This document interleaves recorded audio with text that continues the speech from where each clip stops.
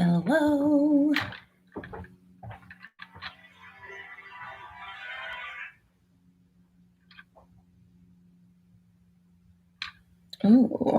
Oh, no, too warm. Too cool? Yeah, okay, we need to go right there, I guess. All right. Hello, Mindset Monday. Hi. There's no Facebook today if anybody cares. You probably don't care because you're on YouTube, but my phone literally just took a shit, like just. And it was crazy because I had already gotten into Facebook and started doing the stream, and then my phone just stopped responding to touch. So I don't have, I'm going to talk. Okay, I'm going to wait till people on here because I have an interesting story. Or should I save that for the podcast? You know what? I'm going to save it for the podcast. I'm going to be telling a story of how my psychic predicted what just happened to my phone on my podcast. So make sure you listen this week. Wednesday. It comes out Wednesday. Okay, let's read some of these names. Gabrielle, Nikita, Nick, Lovely Ghost, Desiree, Oki, Tiffany, Laura, Abby, Jen, Jen. Okay, I'm trying to remember your real name. I remember your screen name. We met on the New Year Masterclass. It's a name I've never heard before. Janin, right? Okay, cool. I think that's what it was. Vanessa, Dina, Miserlou, love that one. Deluxe Witch, that one's cute. Also, Glitterfied, also love that. David Sneed, hello. Desiree, I just saw your little Gina. You're so sweet. Thank you, babe. I so appreciate you. You're very sweet. Emily, Sunny. Oh my God. Sunny Sunshine says, I've said this before, but you remind me of, is it all up to everything's good? I mean, should I still have to do shit. Oh, okay. So I can't pop on Facebook yet. Okay. Sunny, wait, babe, I just wanted to tell you something real fast. Sunny Sunshine said, I've said this before, but you remind me of 80s Madonna, especially today. Thanks. Thank you. You just made my day. Okay. Moonlee says, hey, Roxy, thanks for everything. All I want is unfolding for me. I am blessed, and I'm so blessed because of your content. You are so sweet. Thank you. I appreciate it. But, of course, you are blessed because you say you're blessed, right? Rooney, Fly Girls, love it. Fly Girls manifesting, okay. Jay-Z. Jay-Z, I like that. That's funny. Maria. Janin, yes, I did it right. Cool. Emily, hi. Kelly. Can you get married to your ex friends with benefits this year? You tell me.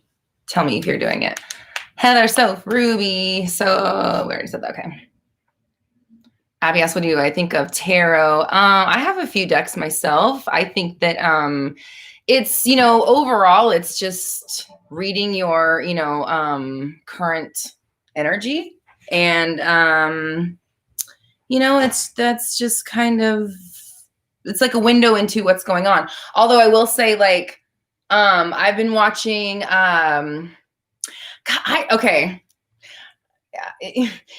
obviously I'm manifesting. So a lot of times, I'll think of something like, oh, I wonder if I'll have to talk about that today. And of course I know that means I'm going to, and it happens every time. So it's like, today I asked my husband, I was like, am I going to be like Peter Mon and showing off my lip glosses? And I was like, maybe I should be showing the products I'm wearing. I don't know if anyone cares, but I thought I'd give a shout out. But anyways, I knew I would bring up Peter Mon, or I did it. And you said something that made me reminded me of Peter Mon, which is, what is her name? B.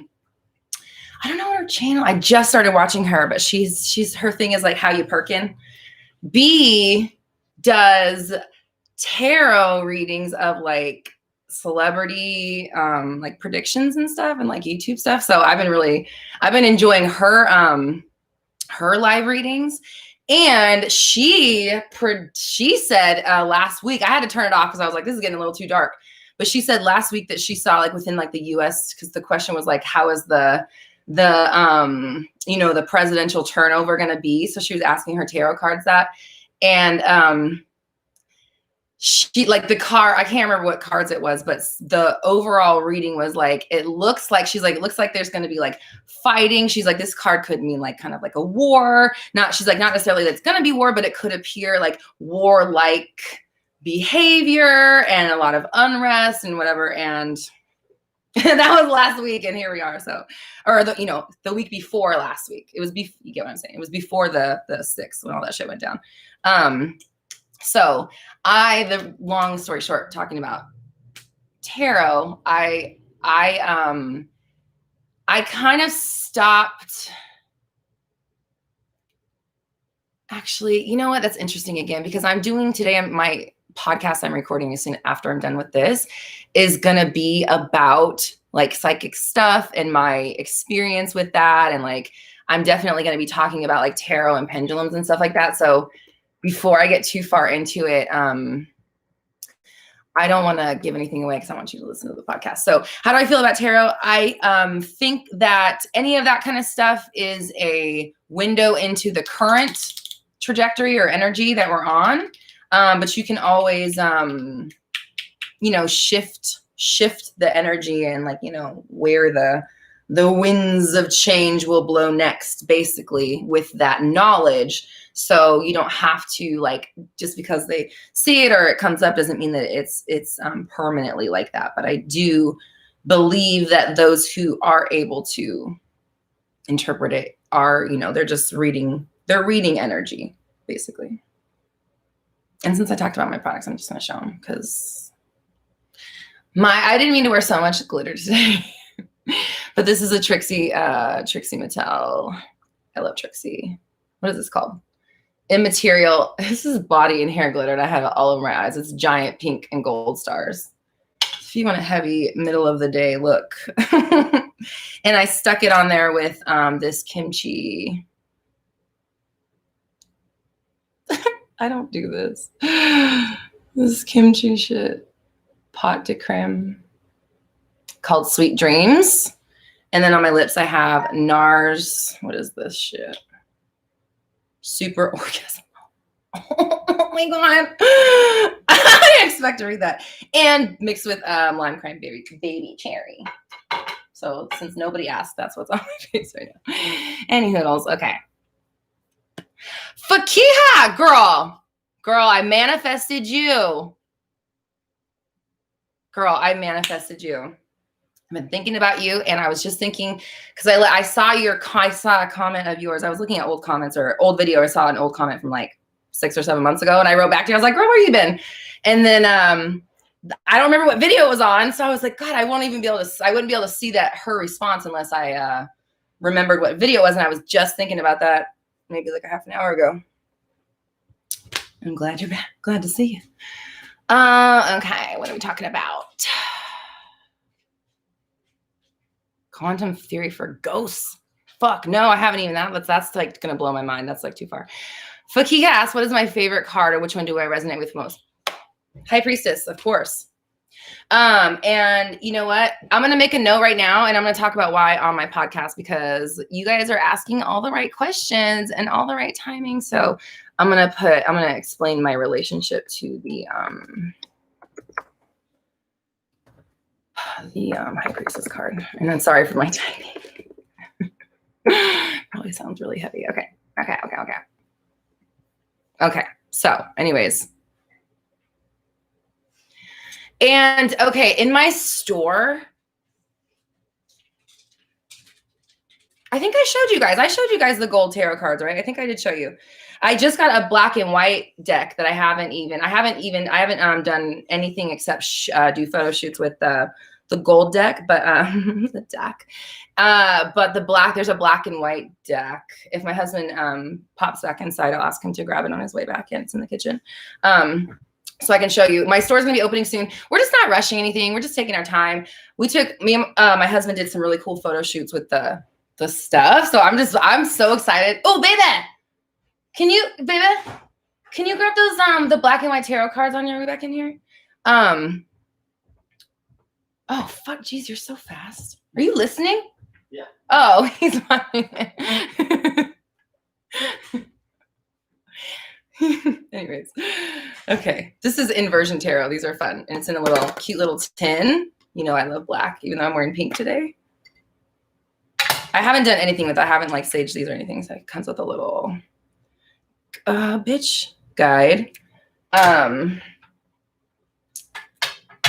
Yeah, everything's ready with the store. I just need to like get all the pictures that I want to get set up for the Instagram ready to go, because I'm really excited about having like a witchy aesthetic Instagram. I follow a lot of them. So I'm excited to have my own. And my husband and I are photographers, if you don't know. So it was really fun to like get back into photography, and we're learning how to do flat lays and like, product photography and stuff like that. Cause we really only shot models. Like we've done like people and pet photography and like a lot of model photography. And so now I'm getting to get back into photography with the store. So that's going to be happening soon. It is called the Black Moon Boutique. If you go to the website right now, you'll get an error message because it's not like fully live yet. But the Black Moon Boutique is the name of my. Ooh, these are fucking cool. And it's the Fool. And look at the back. These are neatos.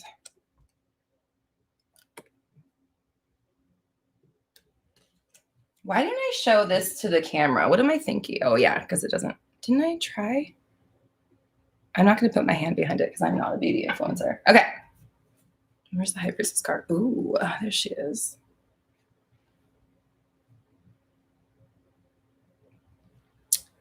Ooh, and here's the Empress. Ooh, that one's nice. That one's cool. Okay, any hoodles. This is available. This will be available in my store coming very, very soon. No, I haven't answered any questions for you guys yet. Sorry. Oh, also I decided, I'll set the clock back. I decided I'm going to do like an hour of manifestation questions, then I'll do like a half hour of personal questions, and then we can like cap it so it's not this long drawn out bullshit of me just like rambling about movies I like. Okay. Okay, let's get into it. Thanks for being here, guys. I appreciate you. Oh yeah, Dina, thank you, says follow at the Black Moon Boutique on Instagram too. Amanda says ASMR for the store products. Can you please elaborate? You mean like me going like, and this is our black and white. Here. Inversion Tarot is inspired by the artwork created in 1960 by Paul Matheson for the Rolla Nordic Tarot and is based on the ancient Marseille Tarot tradition. That's what you mean?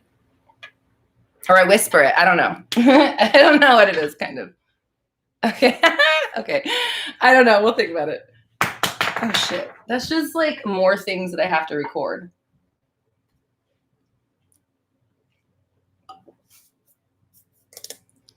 You guys are funny.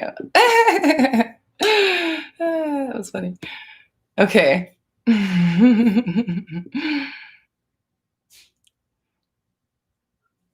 Okay.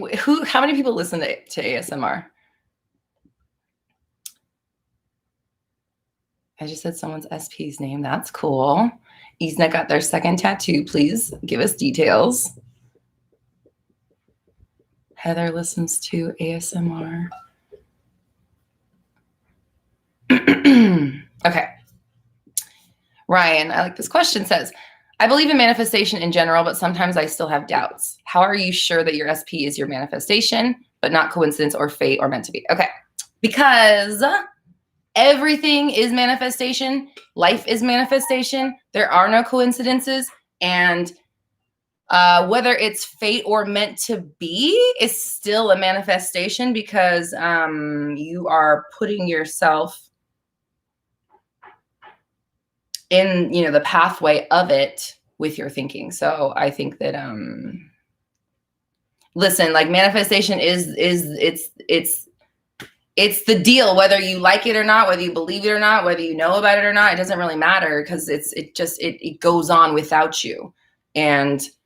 Or should I say it goes on without your, it doesn't need your approval. It doesn't need your awareness of it to work. It just does. So you can either use it to your favor or not. Pamela says it stresses me out instead of relaxes you. That's sometimes. C-Booksy says I do sometimes when insomnia is really bad. Do you ever listen to like meditations or like affirmations or what am I thinking of? Oh, like you know, like tones, healing tones and shit.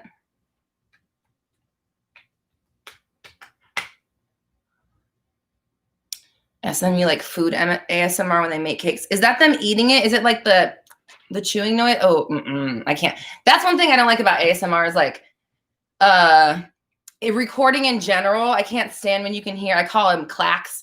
When you can hear it's like the sound of your like that noise. And sometimes also like when I'm doing like the affirmations or something, it's like it's like your soft palate, like going from like your heart, I don't know enough about it, but like your soft palate's transitioning and moving when you're using your voice and stuff. And it creates like a, it sounds gross.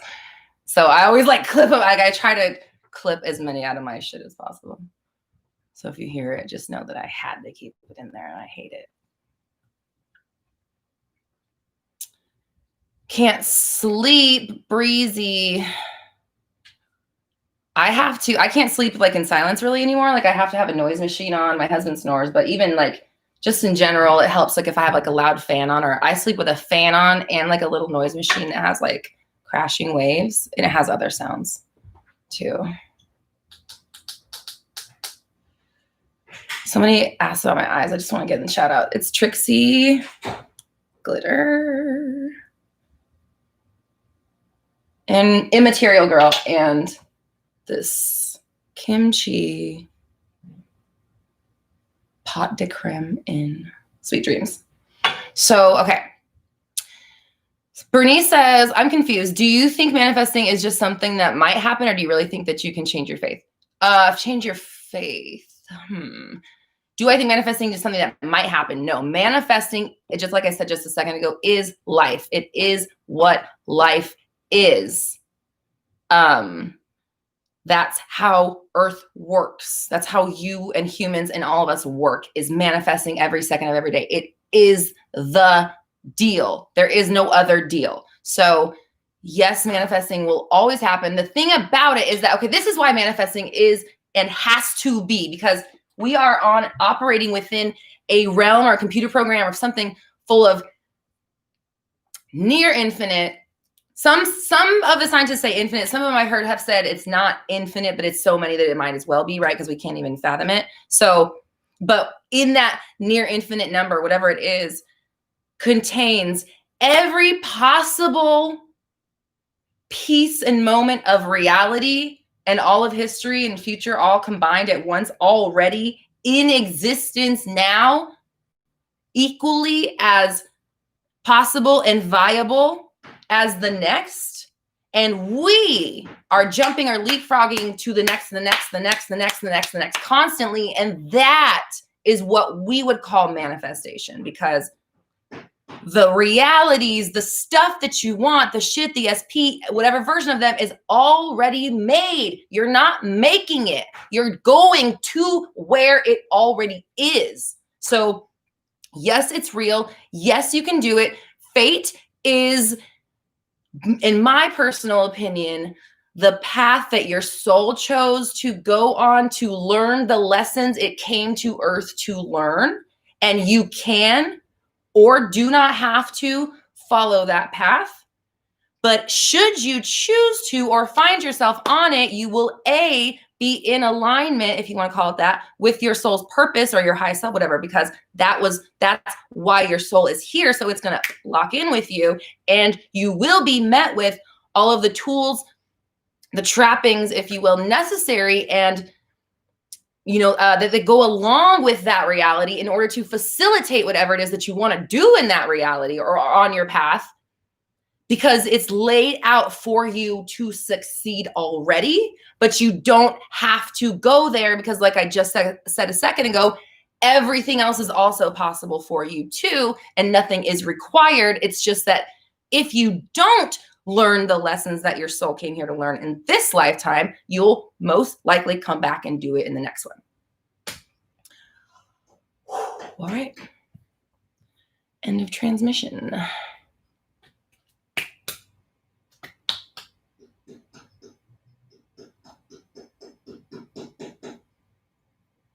We should transcribe whatever I just said. Somebody on my team. Where's the timestamp of that? That was about right before the 20-minute mark. Please, somebody make a note. If Ryland's not here, send it to Ryland, Dina's, or somebody, please. Thank you. Okay. Amber, thank you for the super chat. Says, hi, Roxy. What are your thoughts on zodiac sign compatibilities? I know that I'm in control of my reality, so I don't really pay attention to it. Okay. I said this before. I think that your birth chart is like the blueprint of like your framework. Like this is like this is like your outline. And then you kind of come and like fill in the rest of it as you're learning and growing and responding and doing and stuff and experiencing. So I do think that there is some merit to that kind of stuff if you are to the charts and this all that shit. If you look like deep into it and not necessarily like just on the surface level of it, I guess. But like, I'm not enough of an expert about it. Like I know like Jasmine's talked about in the past. I remember seeing videos of hers like a long time ago. She said that something about like, there's like, if you dig enough, you can find like whatever it is you're looking for or something like that. Just basically like,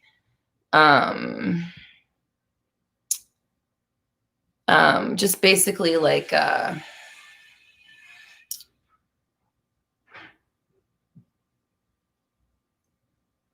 sorry.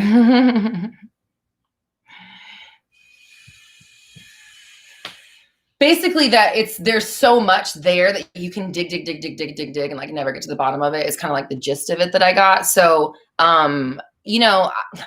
it's hard to say because it's like, I don't want to say, no, it's not real. I don't want to say, yes, it absolutely is. Again, when I look at my chart, there's a lot in it that talks about speaking to people, educating, connecting people, community, things like that. So it's like, yeah, obviously, and then I will say things like, I always have really good relationships with Sagittariuses and Capricorns, just like across the board generally. So I don't know. Like, I mean, I don't know. I think that, you should,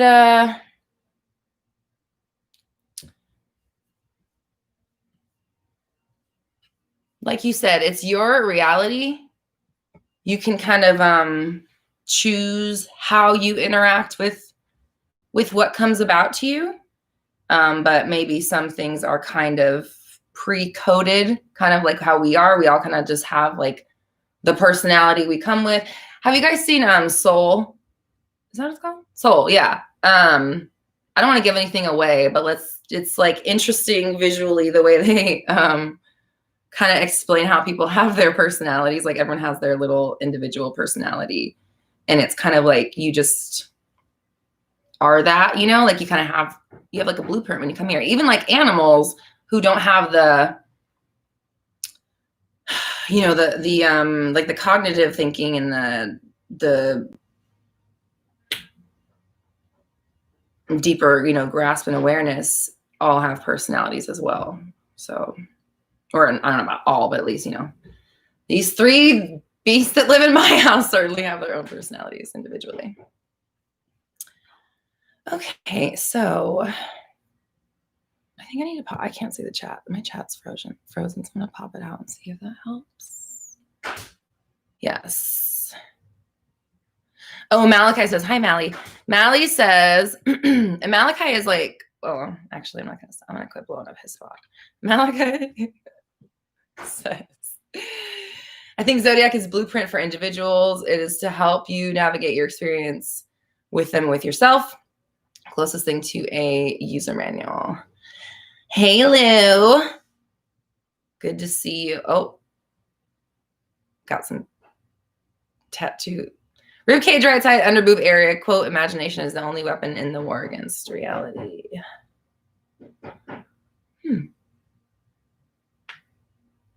Sounds painful.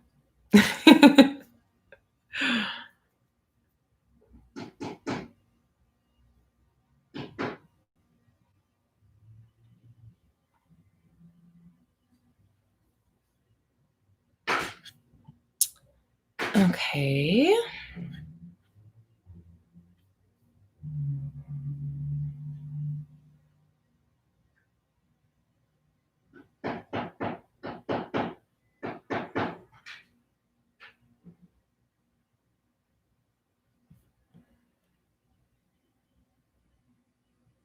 Oh, Alice in Wonderland quote. Okay, okay. I hate Alice. Back in the day when I was like going up to the bars and making clothes and trying to be all punk rock and shit. I made a shirt that said "fuck Alice," and people would be like, "Who's Alice?" And I'd be like, "Fucking Alice! She's such a bitch." I always thought she was such a whiny little bitch. Okay. I mean, I don't mind Alice in Wonderland, but her specifically. I was like, all she does is fucking smash her way through Wonderland, fuck everybody's shit up, and then leave.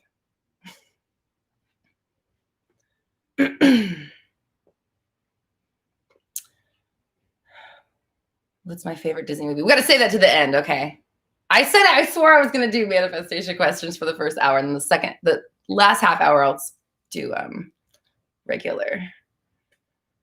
Dina says, it was just a dream. Was it, Dina? Was it? Was it, though? Did you ever watch the 90s show?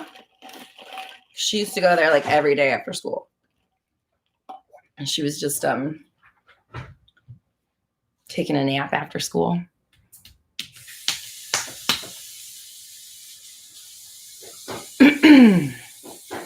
Okay, okay.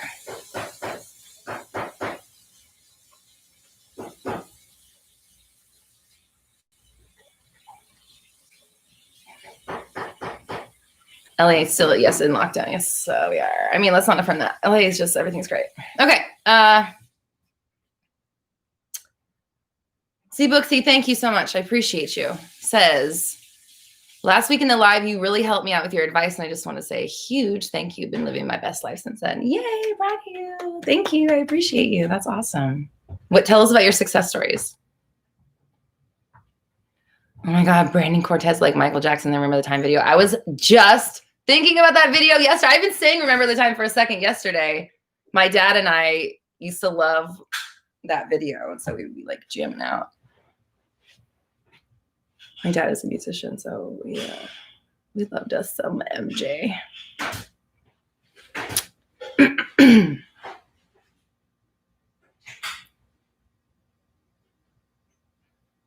Okay, I want to answer all these little mini questions, but I'm gonna answer the freaking manifesting questions because I said I would. Okay. Nicole, could you get your ex back if you were toxic to them? Yeah, absolutely. Because everything is out there, reality where they're fine, you're fine. The past is not an issue. They're not stressed about it. It didn't go down the way that you're saying it did. They're already over it. It wasn't as bad as you think it was. Whatever. Anything you can think of is all, there and viable and happening equally. So you can go to it, of course. My Curl says, hi. I think one of my blocks is that sometimes I feel like my SP is wanting me to say I want him back, but then I say, no, I deserve for him to be the one to initiate it because I am worthy of it. Your block has nothing to do with him. Whatever he thinks is completely irrelevant. He thinks exactly what you think he thinks. So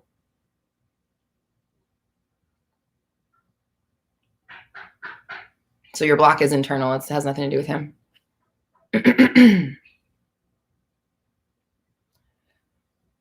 Santa, how long am I going to be on? Probably for like another hour. Okay.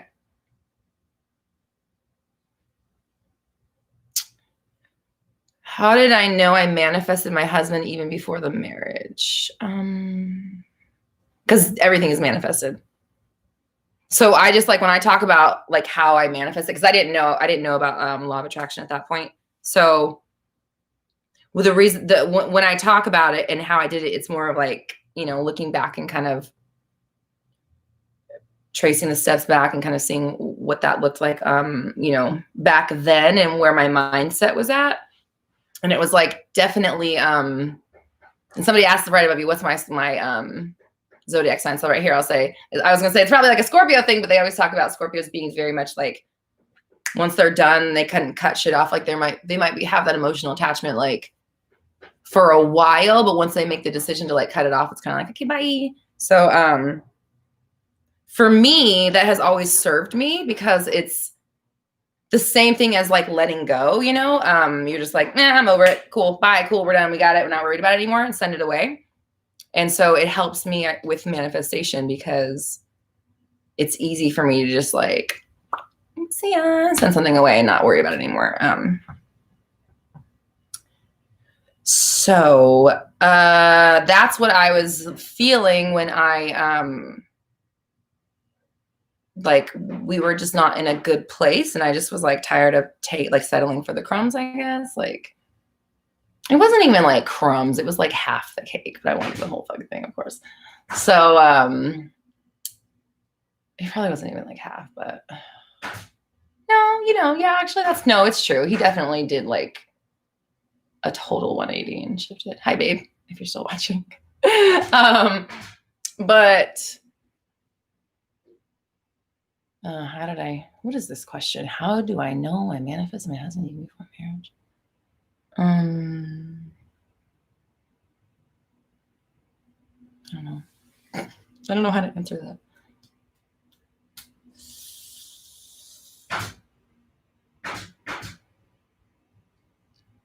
It's all manifestation. And yeah, I just made a decision that I wasn't going to take partial anymore, and I was over it, and I let it go. And then as soon as I let it go, it just came right through and was just like awesome. So it just, I don't know, it was just like as soon as I let it go, like literally like a couple hours later, he just waltzed back into my life.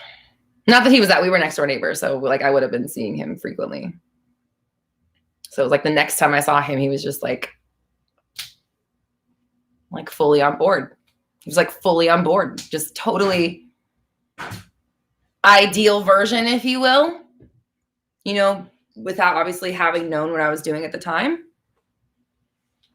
But yeah, he just became ideal version. I let it go, and all of a sudden he just showed up as ideal version, and he's been like that ever since. That was like 10 years ago. Hi. What's that? Okay, Aquarian says, hey, Roxy, the Aquarian cat here. I keep manifesting my ex and I don't mean to. I want my SP. LOL, what should I do? Send your ex away with grace. Let them move on, and they've moved on, and you're really happy to see them moved on. You're really happy for them. They're starting their new chapter, and you're so proud of them, and they're so respectful of you, and it's so nice to see them doing their own thing over there. And,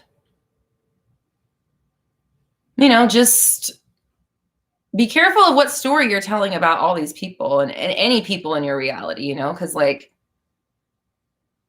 just going off of what you said, your story about your ex is that your ex is doable and inevitable. And of course they're going to come back, and like can't even get rid of them. And your story of your SP is, but not that person, and they're not over here, and they don't treat me this way, and they don't come after me like this. So I would flip-flop those fucking stories around.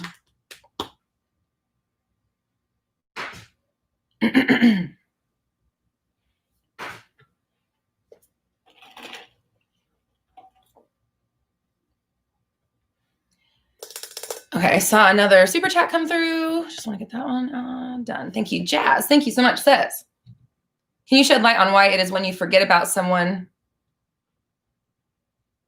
don't want them anymore, they start to show up? That's weird. When you want it, it's opposite. Yeah, so that's actually kind of what I was just talking about with my husband, is like the moment I decided, I was like, I released him and I was like, you know what? Let me not try to like make this guy, like if he doesn't want to commit to me, like why am I going to try to make him like this?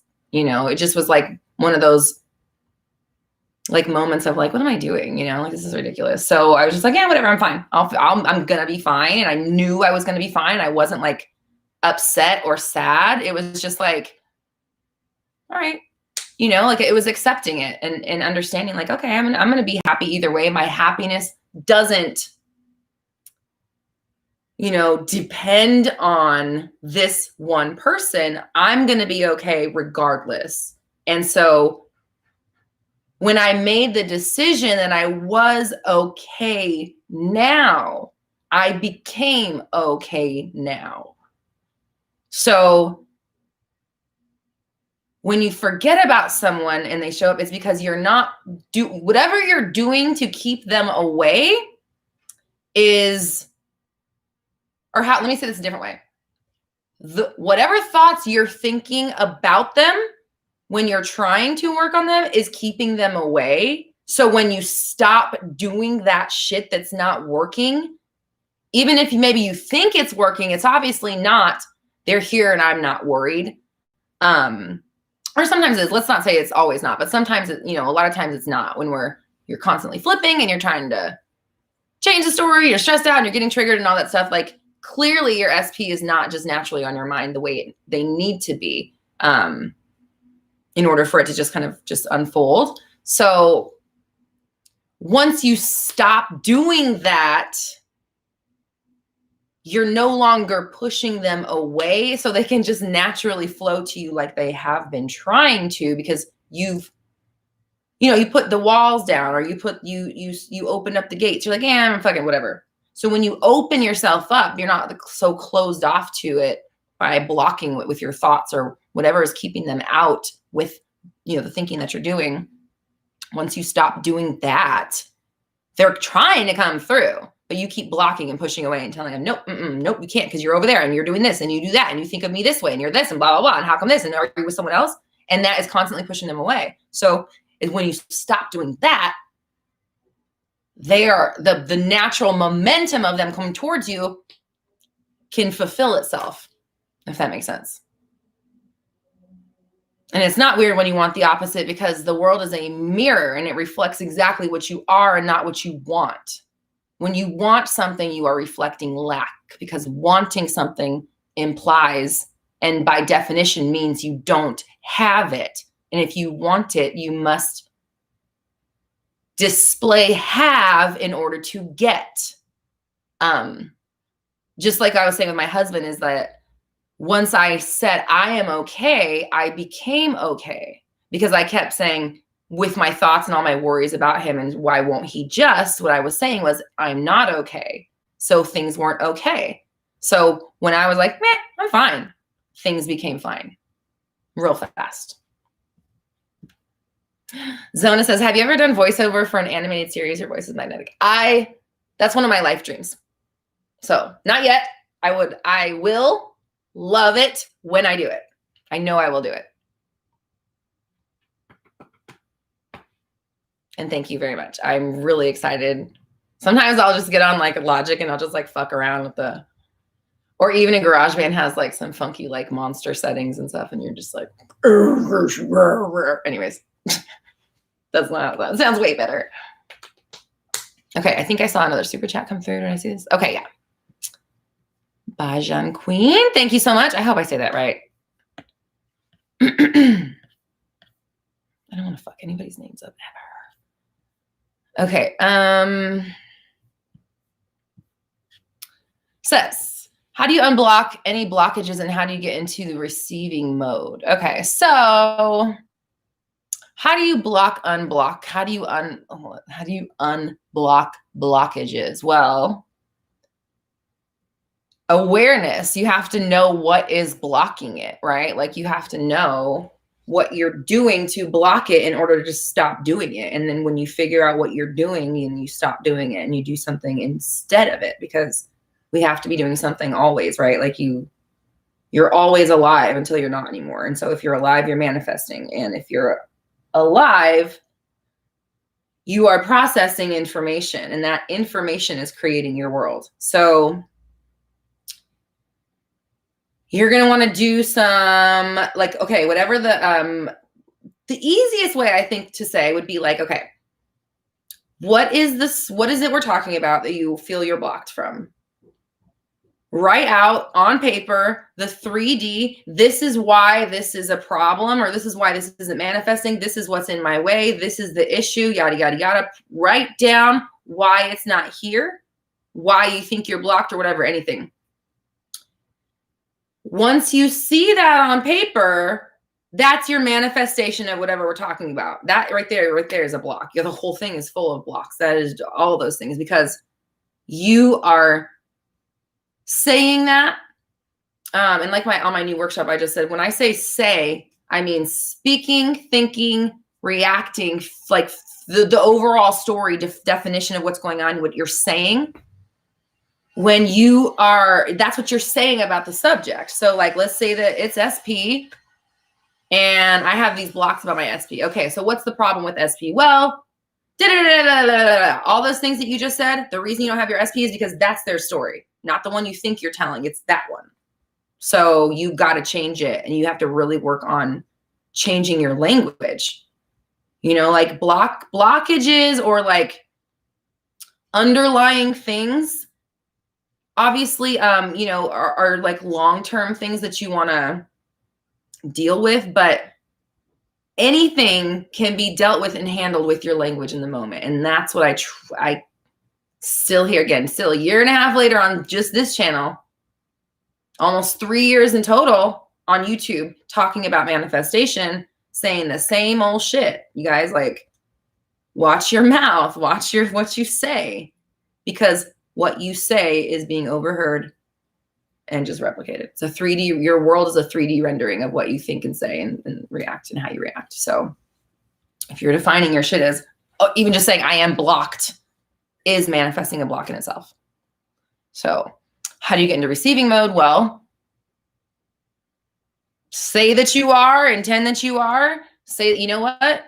I am working on my shit and things are coming through. I'm not really worried about how or when. I know that it's on its way. I know that I'm getting better every single day. I'm understanding this. This makes sense to me. Things are coming through. You know, again, use your language to describe it doing what you want, what receiving mode means to you. And then, you know, be that, actively be that, allow yourself to change your thoughts, make yourself listen to what you're doing so you know what you're saying to block yourself. Everything always boils down to, in my personal opinion, awareness and discipline. What are you saying, and are you changing it in the moment when you need to? That's it. There is nothing else. There's like anything else you do is a tool to help you do those two things I just said. That's it. That's my personal opinion and approach. Awareness and discipline. That is what makes you good at manifesting, at lifing, period. Period. Oh, shit. Okay, sorry. A whole bunch of super chats are coming through. Okay, lots of pressure. Okay, give me a second, guys. Jazz says, and thank you so much, Doll says, why does no contact work for people who don't change their mindset? Also, how should no contact actually work, or how should someone do it? Okay. What was your other question? Because I need to see, I feel like I have a pattern emerging.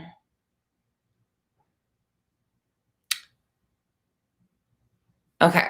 Maybe not. Maybe not. But I do want to say, one thing that's standing out to me is like, don't be comparing yourself and your journey and what one people do and if they change their mindset or not and how come they got it and I didn't, because that is just not a place of power. It's not going to help you at all get where you want. It's just like, it's a waste of a thought, because a thought is like is building your manifestation. It's a building block of your 3D world. So like, they're fucking priceless.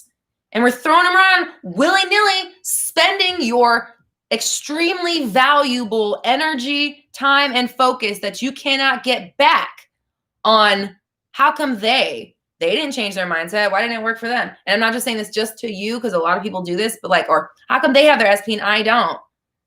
You just wasted a manifestation. Why? pay attention to what you are doing. Okay. So why does no contact work for people who don't change their mindset? How do you know? You don't know what's going on in their mind. You have no idea where they were before. It doesn't really matter because you were not in there. So don't worry about what's going on in someone else's mind unless you are using that power to tell yourself what they're thinking, right? Like if you're not declaring how someone is thinking, you might as well not even worry about it because they're thinking what you think they're thinking. So how should no contact actually work, or how should someone do it? In my opinion, the reason why no contact works is because you're not getting constantly triggered by them and you're able to do the work that you need to do to manifest them correctly. That's my opinion. And that's, like 3D, it doesn't matter what the 3D reality is. We can say whatever, we can make whatever reason up we want for 3D because they're all equally valid and equally out there. But from a manifesting perspective, when you do no contact, you get them out of your face and out of your mind so that your thoughts are more pure about them and you're not having to waste precious thoughts like I was just talking about, correcting them and cleaning them up in the moment and dealing with them and then dealing with the fallout of dealing with them. Not to blow up anybody's spot. I just had a session with somebody this weekend and they have been, manifesting SP for a while. And when the SP is there, there's more time spent focused on SP. And that is ass backwards. The focus needs to be on you. You're manifesting them. Doesn't matter what they do. They do what you say. So you need to get to the place where you can say what you want them to do only. That's the work. The work. Here we go. People always ask, how do I do the work? What is the work? The work is getting yourself to a place where you only morning, noon, and night, awake, asleep, speak about them, think, say, react to them, about them in the chosen reality way. You, not them, you. You must get yourself to that place. And that's why sending them away or having no contact is better, because it's easier for you to tell a good story about them if they're not in your face being the opposite. Does that make sense? Just so we're clear, volume does not mean anger, right? Volume, energy, right? I don't know why. It just gets really fucking loud when that message comes out. I apologize. I didn't mean to be yelling at you, but it's I'm having trouble controlling the volume of my voice. Okay. That's my life. Stacy, thank you so much, says, visualize, affirm the end result, or visualize, affirm in steps. I do both. Is this messing in the middle? Love from Australia. You're amazing. Thank you, Stacy. Stacy. I'm sorry. I'm so sorry. Okay, just kidding. Erase that part. Erase. Okay. Visualize, affirm the end result, or visualize, affirm in steps. Why is there either or? That's my question. Yeah, you said I do both. Is this messing with the middle? There's no such thing. Okay. Let me take that because I don't want to. In my personal opinion, I don't think there is a middle, because if you really break down the middle of what, because if you are talking about, let's say you're talking about a relationship, how do you know the middle? You know what I mean? I just think it's limiting in ways that don't need to be limited personally, because you're manifesting the steps regardless, because everything is a manifestation. So if you can just keep your mind on things working, things happening up here in a way that they'd be okay happening out here, that's all that matters. Whether it's the middle, the beginning, 2:15 a.m., January 67th, it doesn't fucking matter. It's all, you know what I mean? Time is not real. So what is the middle of infinity? Do you get what I'm saying?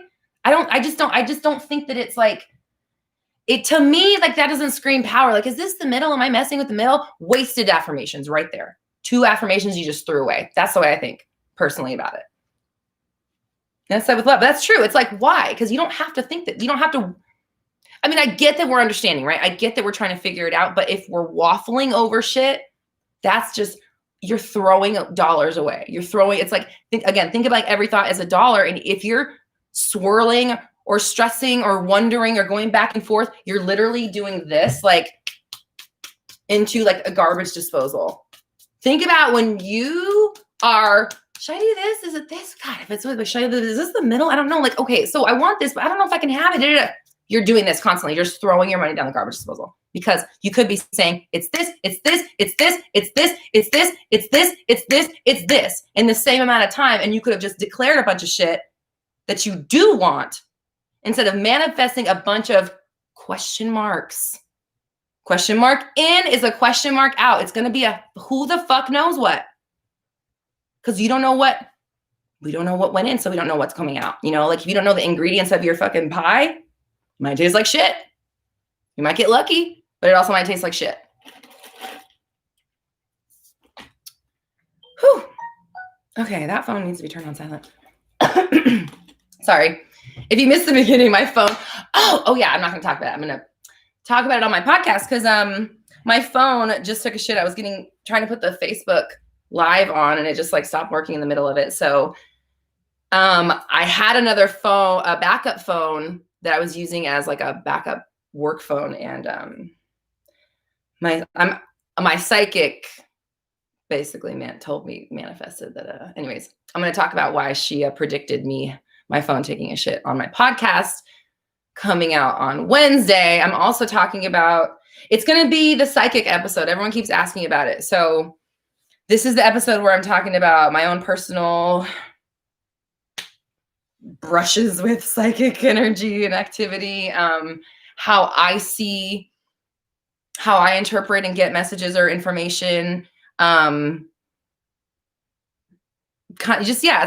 the psychic episode. Anyways, a lot of people have been asking. So if you're interested in that, check out this week's podcast for sure, coming out Wednesday. And then I'll have a mini video on YouTube Thursday.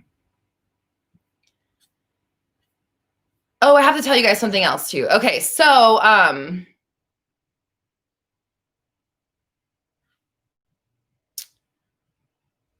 okay, I know I have super chats. Let me just say this one thing real fast. I just want to tell everybody.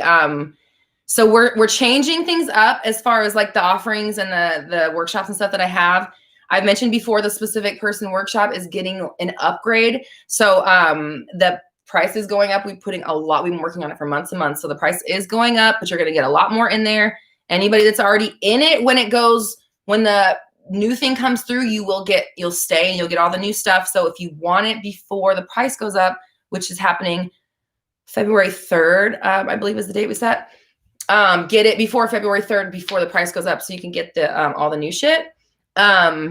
And then as far as like this, there's some of the smaller like live workshops, like the mental diet workshop, the scripting workshop, things like that are going to be going away, and they're only going to be available soon in like a bundle form, like as a kind of like an extra add-on. We're kind of cleaning things up and reshaping and reforming and doing a little bit of shifting. So just fair warning to everybody, if those were things that you're the confidence course, the specific person workshop's not going anywhere. Confidence course is staying. Nothing's happening to that. 30 days might get an upgrade as well. So if you are interested, just know that in the coming weeks, things are going to be shifting and some things will be not available anymore. If you have them already, you'll get to keep them, of course, but they won't be available for purchase anymore. And then other things will have upgrades, but also increase. Okay, so just so everyone knows. Okay, let's get to these super chats. Jay Green, thank you so much, says, how to manifest away an addiction even when I like/enjoy it, but no, it's not good for me, like cigarettes, etc. Okay, so, well, okay. I don't know. There's a lot of different ways you can do it. Like you can say that you don't like it. You don't have to say you like it. You could be smoking and be like, I'm so glad I'm quitting. This is not for me anymore. I'm so glad I quit. I quit. Yeah, I would just be like, I quit smoking and go hard. I quit smoking. I'm so excited I quit smoking. I feel so alive. My life is so much longer. I feel so much healthier. I'm so glad I quit smoking. I'm so glad I quit. Da, da, da, da. I would just be like hammering away at that, at ideas around what quitting smoking means. And then obviously visualizing myself throwing my cigarettes away, looking at my bank account, being like, damn, I've saved so much money. Telling people, oh, I feel so much better now that I don't smoke anymore. Just like making things up that would be like, what would it be like if you didn't smoke anymore? Insert those memories in, choose those memories, pick a forward memory, however what you want to look at it, same way of manifesting in the front of you. And stop saying that it's hard. Stop saying you're addicted. Stop saying that you know it's not good for you, but you like it. You don't have to say that stuff, you know? You can say, yeah, I'm so glad I quit smoking, even if you are having one, but just start turning the tides with your language. And then, you know, obviously, probably cut back too would be a good idea as well. If you're going to say it, you might as well do the work too. Lena, thank you so much, says, Roxy, I like the New Year, New You masterclass. I learned a lot and realized a lot. How many times can the 369 method be applied every month or how? Okay. 369 method. I don't know. That's not me. If this is a typo, hopefully that meant to be 360 method. 369 is Nikola Tesla.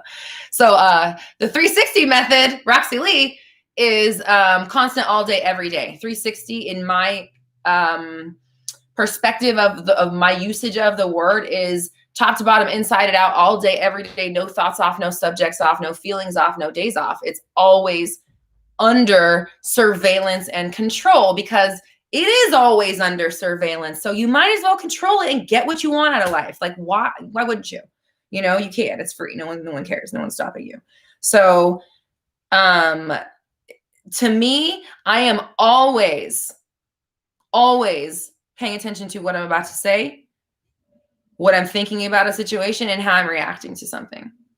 Because I know that that's all I'm always manifesting while I'm doing those things as well. So I just make it my mission to be as diligent as possible. Am I perfect? No. Do I still react to things? I'm so good at keeping my reactions under control, right? Because I'm working on what I say and I'm not going to affirm shit I don't want to experience. So it is like just a constant awareness and willingness to do the right thing for yourself, say what you need to say to get you where you want to go. So all day, every day. And so I don't know what you mean about 369. I don't know anything about the 369 method. If that's what you meant, I literally know nothing. Except people saying that it's like repetitive and it's like the 555. And to me, the 555 thing didn't work. So the 360 method that I like coined and figured out and fucking taught and, you know, writing books and stuff about, this does work for me and has worked for tons of clients as well. So, and all day, every day. So there's no time off. Okay. Hannah says, how do you manifest the removal of jealousy? Not even just romantic. I get jealous of everything. It is so bad. I'm sick of it. Okay. So what I would do is start looking up literally what the opposite of jealous is, the antonym of jealousy. And all of those words, open, happy for people, excited to see others thrive, truly wish the best for people. Is this backwards? This fucking shit's backwards. That's the kind of, I would be using my language first and foremost, to be describing myself as somebody who does the opposite thing of be jealous. And then I would work on understanding that if somebody else gets something in your reality, you manifested that. So like, what are you jealous of? Yourself? Like, you know what I'm saying? Like that power is yours. You did that because it's your reality. So being jealous is just very counterproductive because it's like you're being mad at yourself for manifesting something. Like, shouldn't you be happy that you manifested something in your reality? Whether or not it's in your, hands or in your physical immediate space is something else. But like once it's in your reality and you see that you can manifest it, instead of being jealous someone else has it, be like, oh shit, there we go. Mine's on its way. Because there it is right there. Someone else that's so close. Holy shit, I'm so good at this. I did that. You're welcome. Because we're generous and we're abundant. And if you were abundant and you understood that there is no limitation to anything on this world, because it is, if not infinite, nearly fucking infinite, then how could there possibly be not enough for it to go around? There has to be. And when you say there isn't, you manifest not enough to go around. You make it so that you don't get it because you're screaming out with your jealousy, they get stuff and I don't. So that's what's manifesting. So you need to start making yourself be happy for someone when they get something. Truly make yourself be happy like it was yours, because it is yours. It's your reality. And other people deserve shit too. You're not the only one who gets stuff. And also, if you stop saying that you don't get stuff and start saying that you do, everything always comes to me. My life is so abundant. The universe is always giving me amazing things. I'm getting fun gifts every single day. People always give me money. All these opportunities come my way, whatever the fuck you want to say.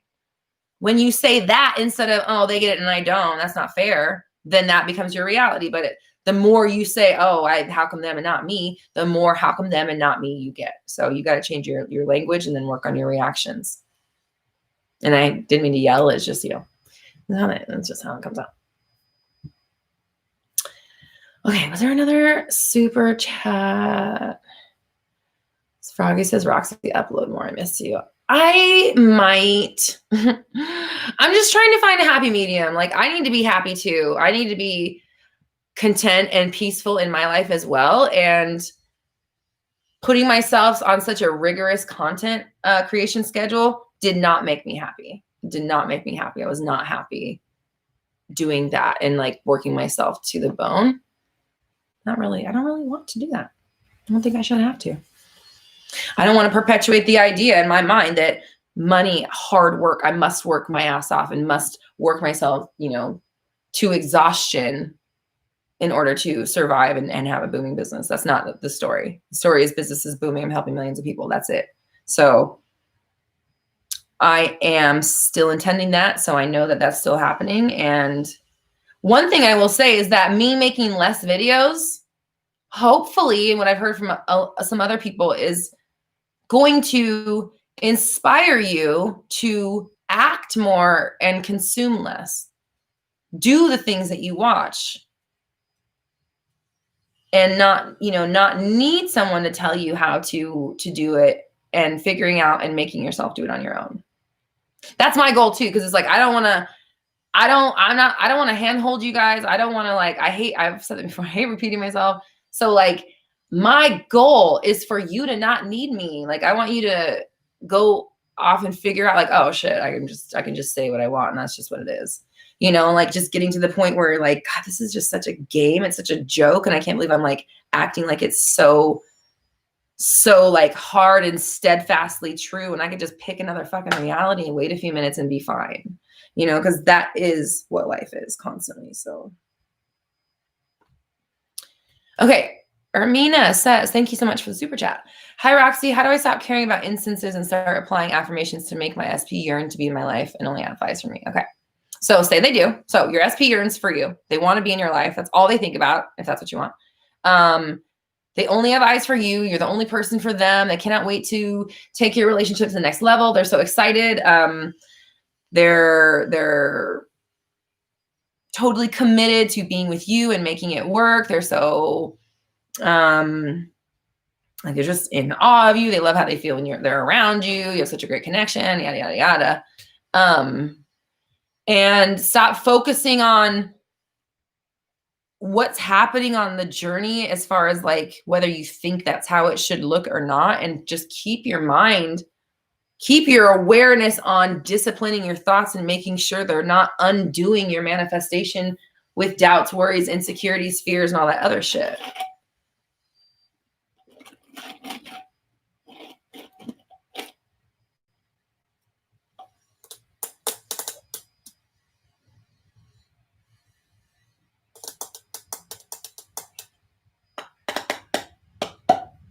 That sounded funny. So how do you start applying affirmations? Literally start applying them, say them over and over and over and over and over, because every thought you think is an affirmation already. So it's not necessarily about like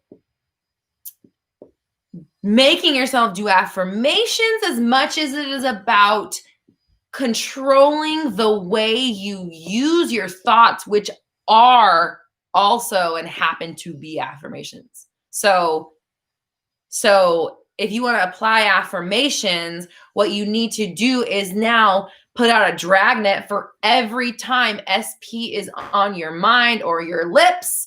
If you are thinking or speaking or reacting to or about them, you must control the story to reflect the fact that they yearn to be in your life and they only have eyes for you. So anything that you say about them must support that story that we just decided. So if a sentence or a truth or a fact or a reaction to or about them goes along with the idea of them or would match up to or would fit in the reality of them yearning to be in your life and only having eyes for you, then you're allowed to say it or think it. If it doesn't, if it cancels that out, if it negates that, if it's the opposite of it, if it doesn't match up or make sense in that reality, shut it down the second you notice you're saying it, and then say something else that does match or would exist in that reality. Focus, yeah, and then again, focus less on what's happening in the 3D world and more about what you're doing about it upstairs. Okay, and then I see another one. Lydia, thank you so much, says, what is the fastest way to purge negative emotions out of your body? My mind knows everything's fine, but my body just wants to do its thing for days. Okay, first of all, stop saying that. Like you are manifesting it by saying that it does that.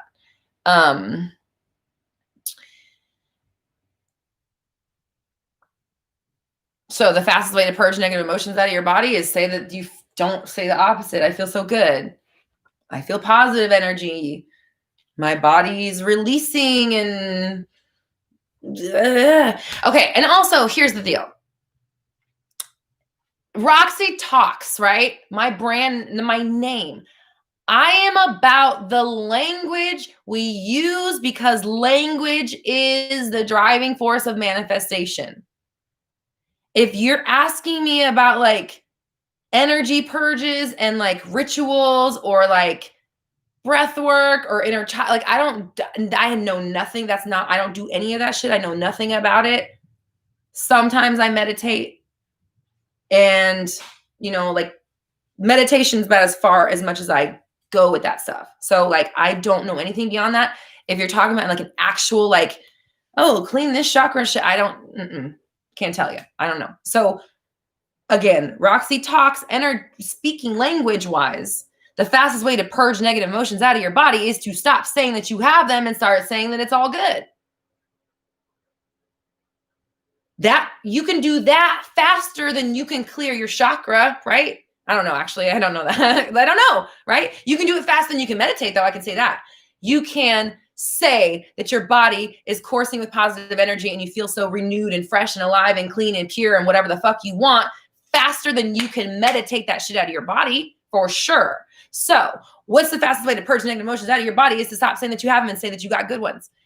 Your mind knows everything's fine, period. Do not say the rest of that because there's no need to ever affirm that again, especially when you're already experiencing it because you've already manifested it. Do you want more? No. So don't say it again then. Okay.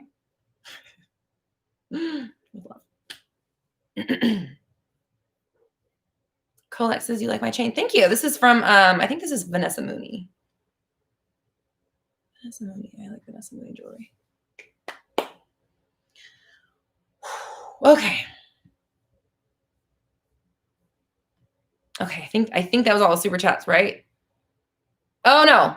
Raina says, Roxy, please answer my super chat. Okay. Let me try to. Oh, there it is. Okay. By the way, if I ever miss a super chat, please, please, please do not think I'm ignoring you. It literally is like hard to see sometimes. So like if I miss it, I'm very sorry. I see it now. Just try to get my Oh, there's two up here. Okay, so yeah, there's two I didn't even see. I'm so sorry. So I'm gonna get to these. Yeah, these come through and like you can't even see it. Everything moves so fast. Okay, all right, okay. Sorry, guys. Gabriella's is first. Okay, Gabriella, my apologies. Says, hi, Roxy, I missed you. I'm glad you're back. Glad you're here. I have set in my mind my successful business. It's a beautiful project and I want to be abundant with it. But I don't know how nor where to start it. Any ideas to help? Okay. Understand that you don't have to know what it looks like. You just need to say it is, right? Like I just said. So your business is successful. It is a beautiful project. It is abundant. I'm creating this a beautiful, abundant project. I have so many clients. I'm so happy with it. Business is booming. Use that shit. It works. Business is booming. I'm helping millions of people. You can hear that a lot of places these days. So, so I would say, yeah, business is booming. And then like start doing it. Just start doing the biz. Like if business was booming, what would you be doing today? You wouldn't be asking questions about how to make it boom. You'd be fucking trying to keep up. So go in there and work.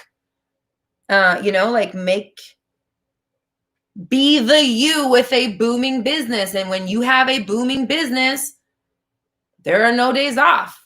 And you can take days off, but you could certainly have worked that whole day as well. So like there's always something to do when you got a booming business. Believe me, always something to do. So if you want it to be abundant, then you need to be abundant. Be abundant in it. Put it in your life abundantly. Work on it. Build it up. Use your language to say that it's growing and then grow it as well. Use your actions as well. And I don't know where to start. That shit needs to go off your plate completely because that kind of stuff hinders you and keeps you where you're at. Because it's not, I know exactly where to start. Because you don't need to know where to start. You just need to say you do. Language. It's all the language. Everything is in the language. So I don't know I know where to start. I know exactly where to start. My business is booming. I know exactly where to start. This is really amazing. Let me get to work. Do something. Send a fucking email. Build a website. Make a YouTube video. Build a client list. Create a lead magnet. Watch a webinar, sign up for an email sequence, join a Facebook group. Like, there's so much you can do to just be in the energy of somebody who is working or building or creating or running a business. Okay. Raina. Okay. I'm sorry. That scared me. Go. Raina says, I'm pregnant. Yay. Exciting. Says, telling my boo on Friday, it's been my dream to have a family, although it was a surprise. Can you help me with some affirmations for Friday? We're so excited. We're doing this. Oh my gosh. Everybody's so excited. The whole family or community is on board. They can't wait. This is the happiest news they've had in a long time. So everybody is so excited. They're more excited than even I thought I was excited. Holy shit. The family is so much more excited than me. Go to the end. Like, I just did my live workshop this weekend and, like, I go live all the time, but like when you're recording a workshop and you're like speaking and you're like timing it and it's recording and like, you really don't want to fuck it up. You want it to just be flawless and perfect, so I was just telling everybody, I was like, I'm living at 2:30 p.m. on Saturday. And I was just like living 2:30 p.m. on Saturday. Oh, I'm so glad this is done. I'm so glad it's done. Like, obviously, if I'm so glad, like, yes, I'm so, woo, it's over, like excited relief, then it must have gone well, right? So I was just living in Saturday at 2:30. And like, usually I'm like really late and things run over and so, not really. Okay. I'm really punctual. And I am also working to keep my live shows like on time to the minute. And I ended it at 2:29, which is like, that's early, like really early for me. You guys know, how long I'll sit on this shit for. So like, and I called Riley and I was like, I ended it early. I was like, I feel so bad. Is that okay? And she's like, no, that was amazing. And I looked at the clock and it was 2:30. I was like, yes, 2:30 on Saturday. And I just felt so good because I lived in the end of that 2:30. So anyways, my point is live in the end of Friday, the party, live in the end of the Friday celebration that is naturally going to happen as soon as you tell them, because they're all so excited. So go to Friday. We'll just pick it. Let's go to Friday at 6:30 p.m., whatever it is. So exciting, so happy. The whole family can't wait. Everyone's united and joyous and just biggest thing they have to look forward to for all of 2020. Some shit like that, right? Like that's what I would be doing and saying. Hope that helps. Okay. Oh, there was another super chat that came through. Okay. So after this is going to be my last manifestation question. And then we'll answer a few non-manifestation questions. Sawan says, and thank you so much, says, how can I manifest a big house for my parents when they don't have money for it? They've always lived in a small apartment. Okay. Money and house are not the same thing.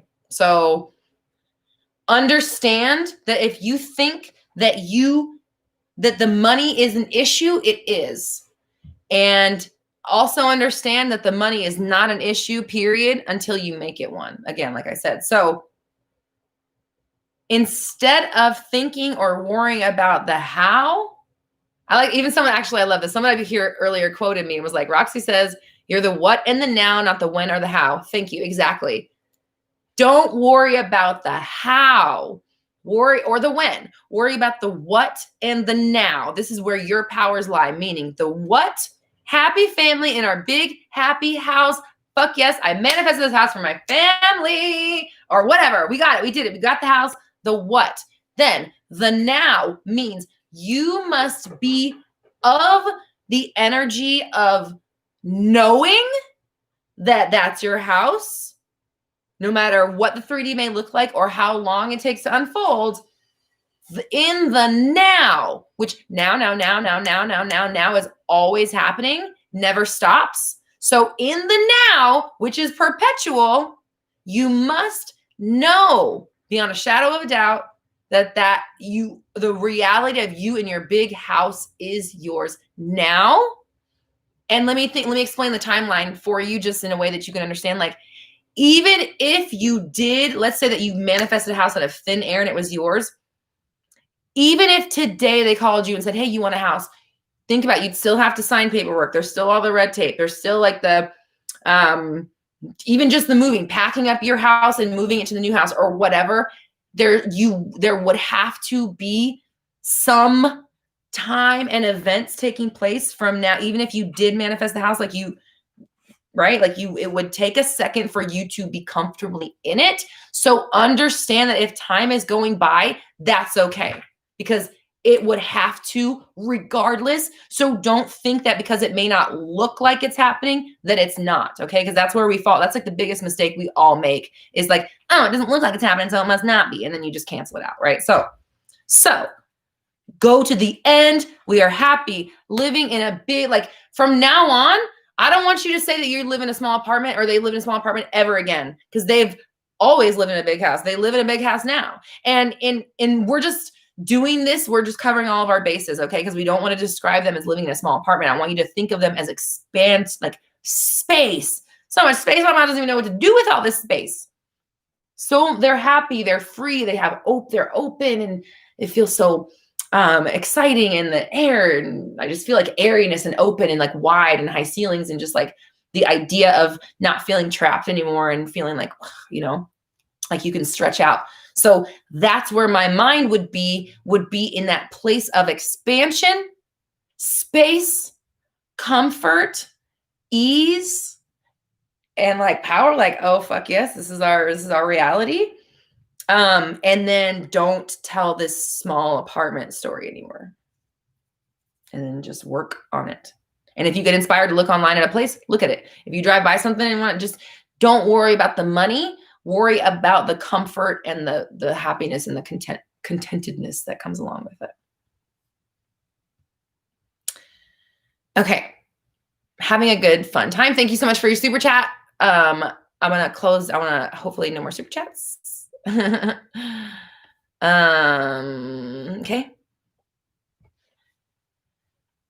Saw SP on the weekend. He confirmed all of his feelings for me, how much he loves and misses me and regrets our breakup. But it still isn't the right time because he has things he wants to do solo. Okay, so change the story. Why are you reacting? Why are you acting like this is, I mean, like, okay. Yeah, stop affirming this. So what? Change the story.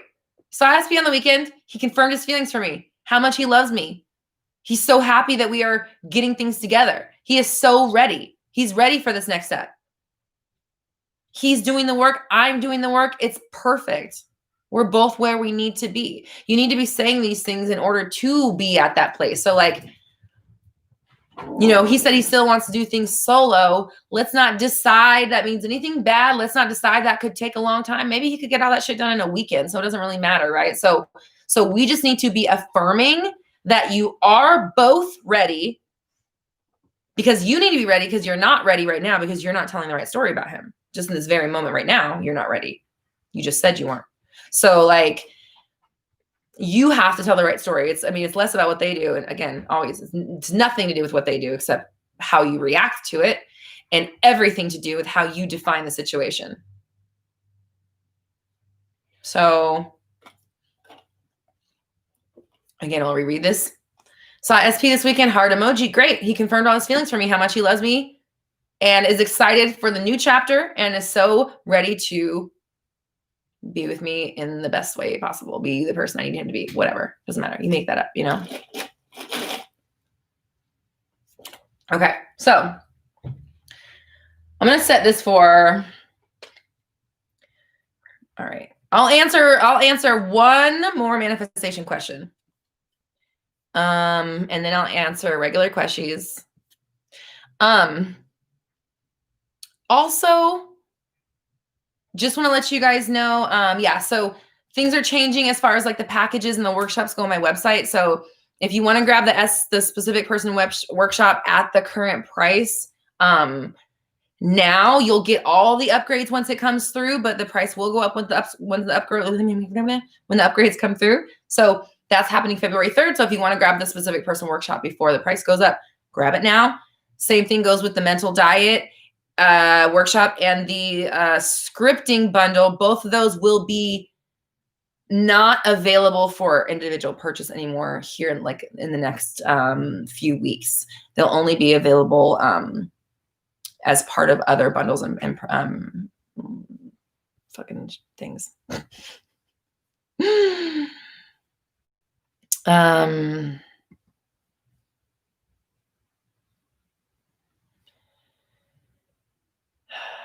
And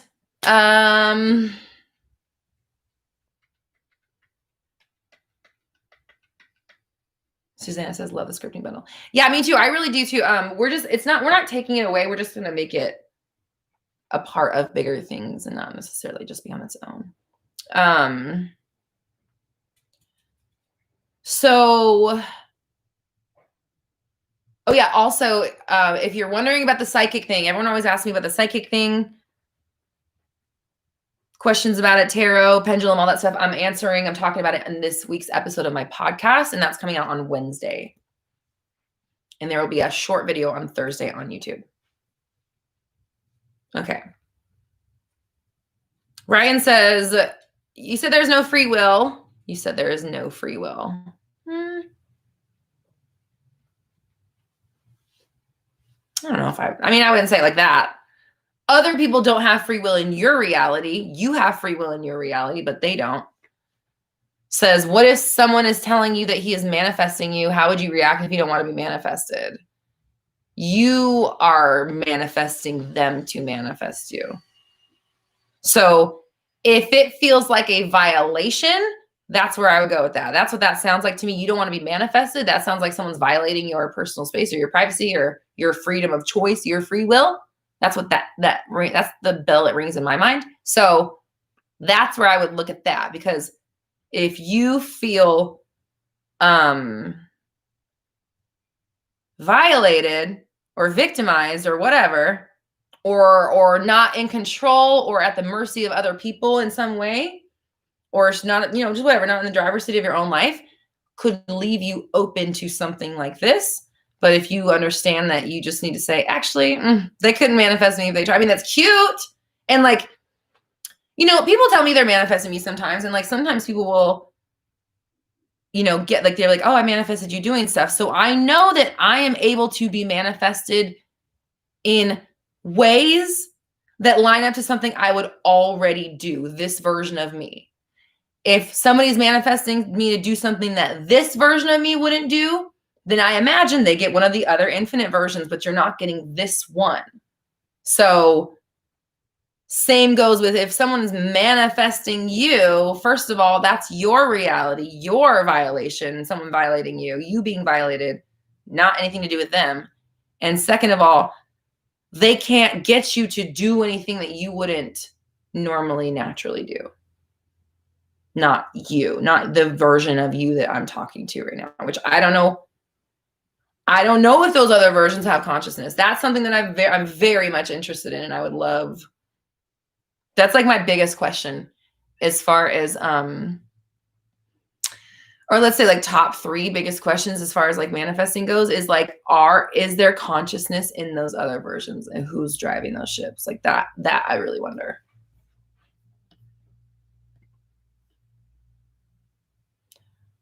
Ryan says, and thank you so much for the super chat. I found this new home I've fallen in love with. I don't have the requirements. And so the landlord is ignoring me. How can I get it, please? I love it. Okay. First off, watch I made a video last year, almost like probably close to the anniversary of it, manifesting my house, where they told me no. And I was like, sorry, it's my house. I'm sitting in it. And I bet they are so fucking glad that they got us in here. I know they are, because we pay our rent on time and we've been paying our rent through the pandemic. They're lucky that they fucking got us. So I said that even then. I'm like, they're lucky to have us. Turns out I was right. Because who knows? Like, they weren't showing. Who knows if it would have got rented by the time, because it was like, right. We just barely had gotten settled when everything got shut down. So who knows? Anyways, doesn't matter.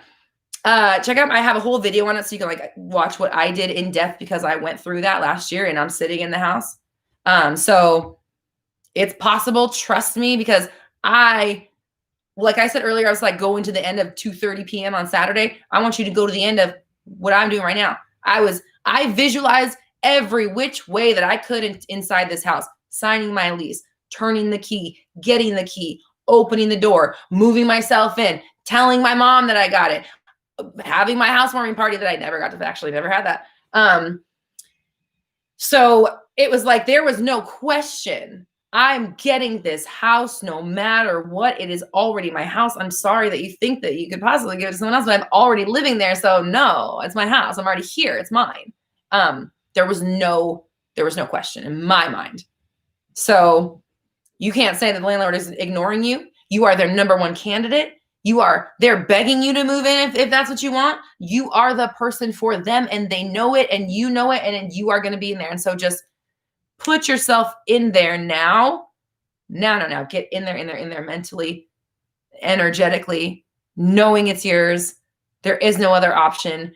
Do not let your doubts win.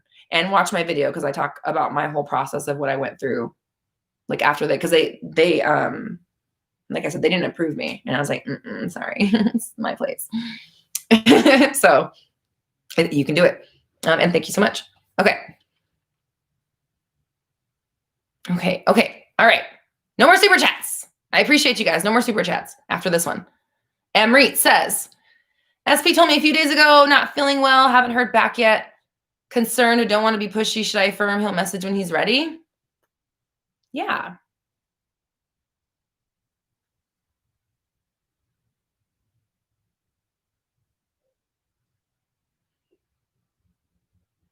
And affirm he feels great. Affirm his health. He feels great. You're great. You're taking care of him. He always goes to you for support when he's not feeling great. He always reaches out. He always lets you know how he's feeling.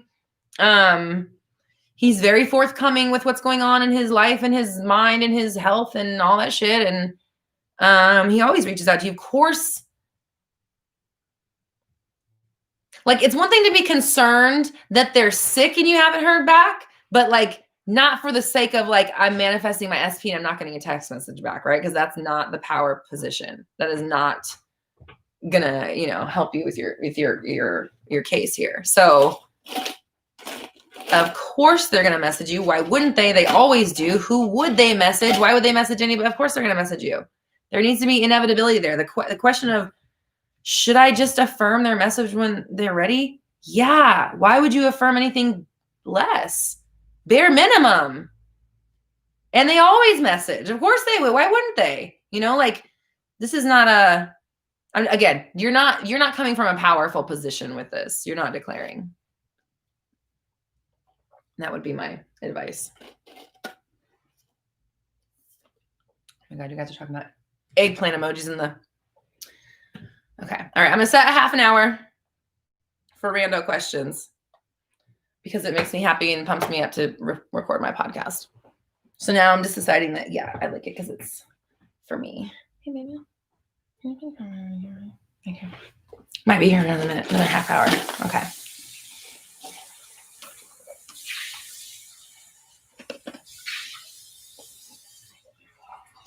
Ryan says, would you make some videos on your successful manifestation stories and how you deliberately manifested them?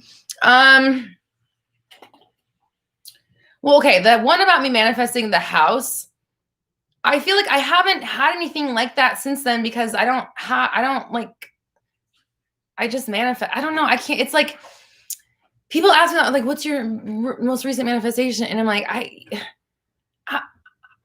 I've got a booming ass business that didn't fucking exist, you know, a couple years ago. And I'm doing big things and growing. It's just like, it's so much that I just like, I'm so far beyond the thought of like, I don't know how to explain it. It's just like, it's not like that anymore for me. Cause it's obvious. Like, life is manifestation. I'm constantly like, what is my biggest manifestation? You see me alive. Have you seen this? I'm doing this. I did this. I made all this shit. So like, I don't know how to explain.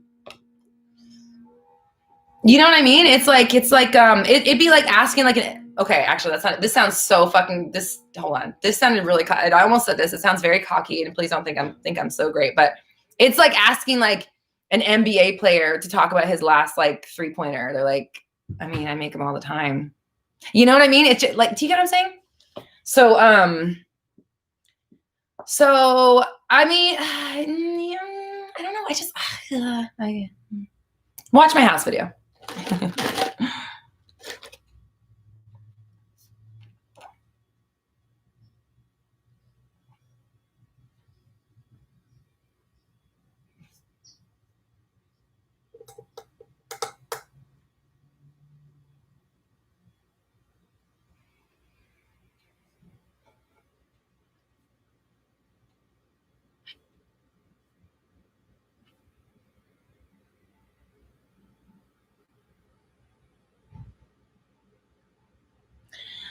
Zaner, I have a friend who always says bad things about me and I tried everything to gain his trust, but nothing works. So I blocked him. How can I manifest a good relationship? Change the story. Stop saying that they like, why are you giving them power? Stop reacting to what they're saying. Stop defining them as somebody that talks about you. Stop waiting for them to approve of you. Stop putting them on the pedestal. Put yourself first. Decide that they are irrelevant. If they're going to say rude things about you, then they don't get to be in your life, period. Take back your power. Change the story. Do not call them this person that says bad things about me ever again.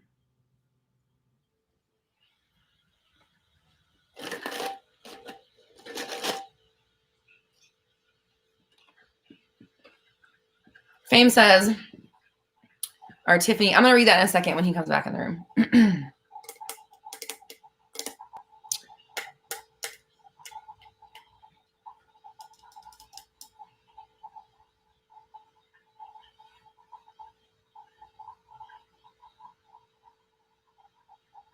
Pamela, why don't I meditate every day? You know what? Because I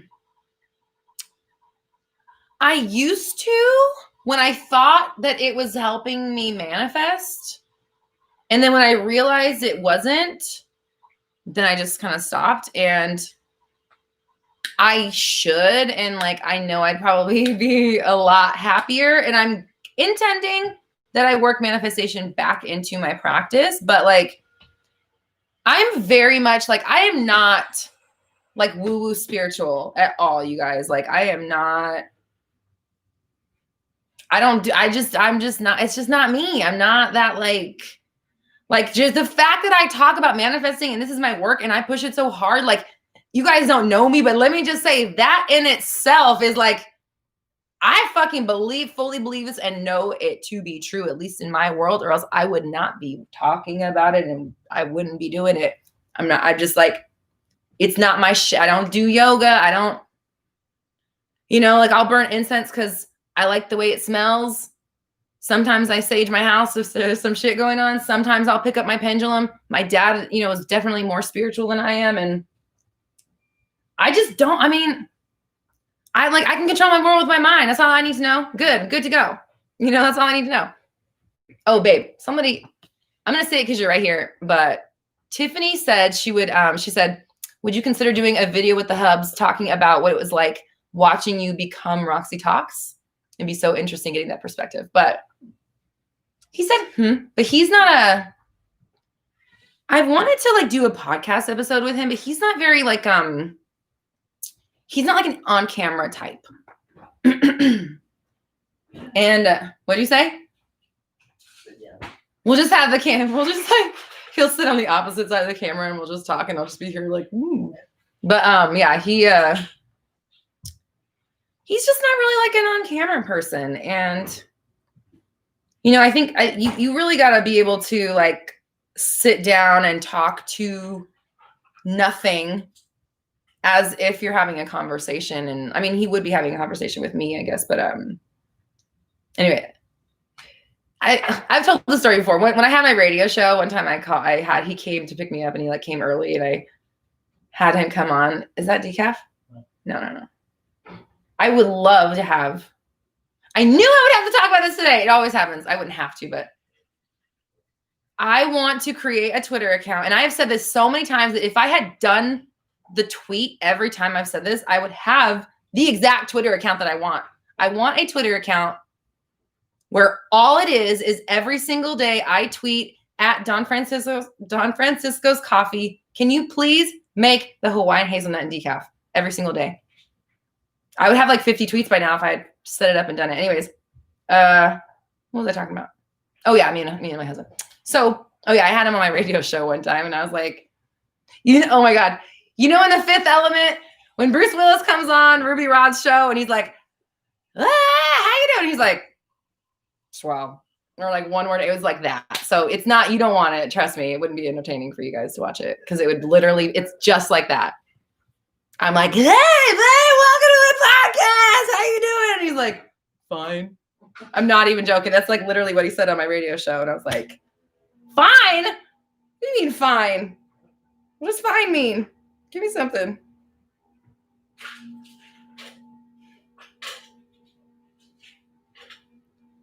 Tarot is pretty woo-woo too. Yeah, I don't really do tarot either. I just have them. I used to kinda, but I just don't really do anything anymore. It's not like, well, that's not pretty much business really. I work like a lot. No, I'm very content with my life. I'm happy. I have a very amazing work-life balance. I have tons of free time and I know how to enjoy myself during that free time and I always make the most of it. Babe, what's your opinion on manifestation? It's real and it works. He said it's real and it works.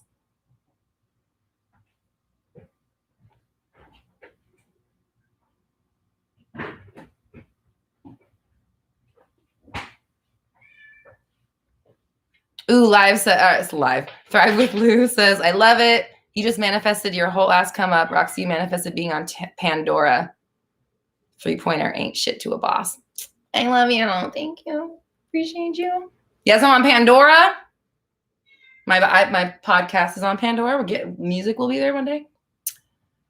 Pandora, iHeartRadio, all of, Apple, Google, Spotify, all of the podcast platforms. Is he a Bob the Builder type man? Yeah, but he's also an artist though. So he's very like aesthetic as well. But he's also very like nurturing, takes care of the house and stuff, you know? Like I was just looking at our backyard yesterday. I was like, if this was just my house, like that would look like shit back there. I would never touch it. It's not my thing. Is the shop open yet? No, it will be soon. We're just, to be real honest with you, what we're waiting on is me editing pictures.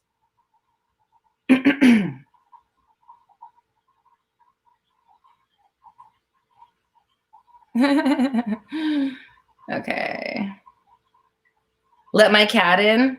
She's in. No, she wants water out of the sink. That's what she's yelling about. Which she's now having from the water filter also, by the way. That's why she was screaming.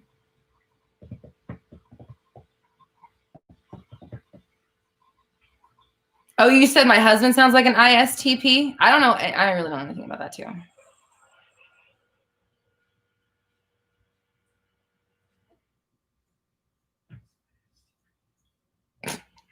What did you say, babe? He said, what the fuck's ISTP? That test. The personality test. Remember we were taking it one time? Well, you didn't. I wanted you to, but he's like, I don't give a shit. Yeah, he doesn't care about that kind of stuff. He don't care. My husband's also entertaining the idea of doing a tattoo apprenticeship. He's always, like I said, he's an artist and he's always wanted to, but he had to, other things he had to kind of responsibilities to do when he was younger and stuff. So now that he's retired, because we have tattoo equipment. I was a tattoo apprentice years ago. So I learned how to tattoo in a shop and then I taught him with my amazing skills. And so like we'll tattoo each other and like tattoo ourselves and stuff, but he's thinking about whatever I just said. Moonley, thank you. What skincare do I use? Thank you so much. Oh my God, I've had such a skincare journey this last year. Right now I use now that I have, a booming business, I can afford to invest in my skincare. Thank you, baby. So I have 2 cleansers that I use. Cosmetics, foaming deep cleanser. Cosmetics with an X and a D, cosmetics. And Sente, I think is the brand name. And it's like a really super fine exfoliate. Like you can't even tell it's exfoliating. That's how fine it is. And then I've been using one of those brushes, the Clarisonics or whatever they're called. Love that to death. And then I use Neutrogena's toner. I can't live without it. My skin will not perform without that stuff. So it's like the Neutrogena toner, I have to. And then I've been using this SkinCeuticals. It's literally like fucking straight up acid. On any problem areas and just like burning that away. I'm probably not do things the best, but this is like this size of a bottle for like $100 of this acid. And I'm like burning my shit off. And then I've been using, I use a serum for melasma because I thought they were freckles, but then my skincare lady was like, you have melasma. I was like, oh, I thought I was just freckly. And then what are those? I think those are from cosmetics as well. And then a moisturizing serum. Then I use a moisturizer from Hydropeptide and eye cream from Cosmetics. Oh my God, this eye cream. It's literally iridescent. Iridescent's my favorite color, by the way. It looks like straight up like unicorn blood. It's like you put it on and it's like a rainbow on your face. That's what I use.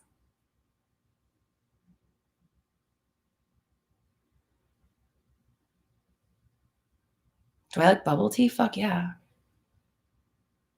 Who doesn't? How could you not? Excuse me. My Dr. Sabies. Okay. Do I have Xbox or PS4? I feel like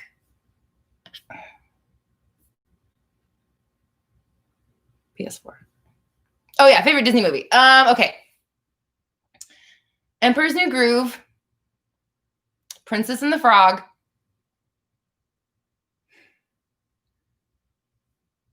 I guess as a kid, Ariel and Cinderella Little Mermaid and Cinderella were my favorites. Yeah, Emperor's New Groove and Princess and the Frog are probably my favorites. Oh.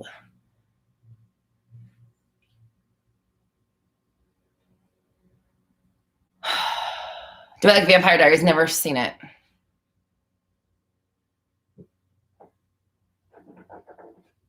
Oh, the love background. Yes. Oh yeah, if you're just joining, I'm in my section now where I'm not answering any more manifestation questions. Sorry. Rewind to the beginning if you want manifestation questions.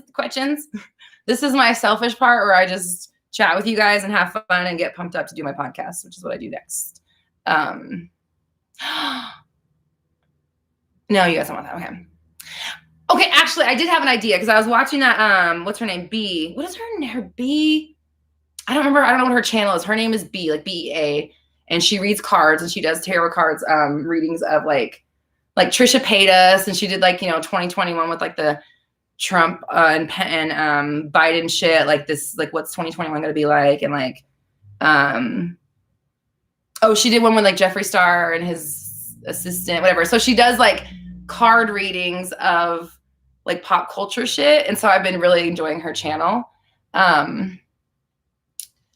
Why did I just talk about that? What was that in reference to? Oh, right.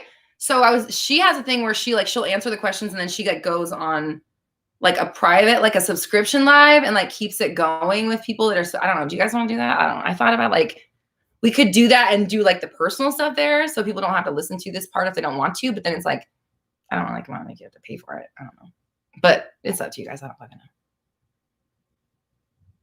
Do I like London? I don't know. I've never been there. I would love to go. B. Lucille. Yes, that's her name. Thank you. Do I like Camila Cabello? I don't know. I don't really have an opinion. I do love Normani though. I will say that. But I just don't really, I don't know. I know like the song she sings, but I don't like, I don't know anything about her. But I am a Normani fan. Give you a unique color combo to wear. Black.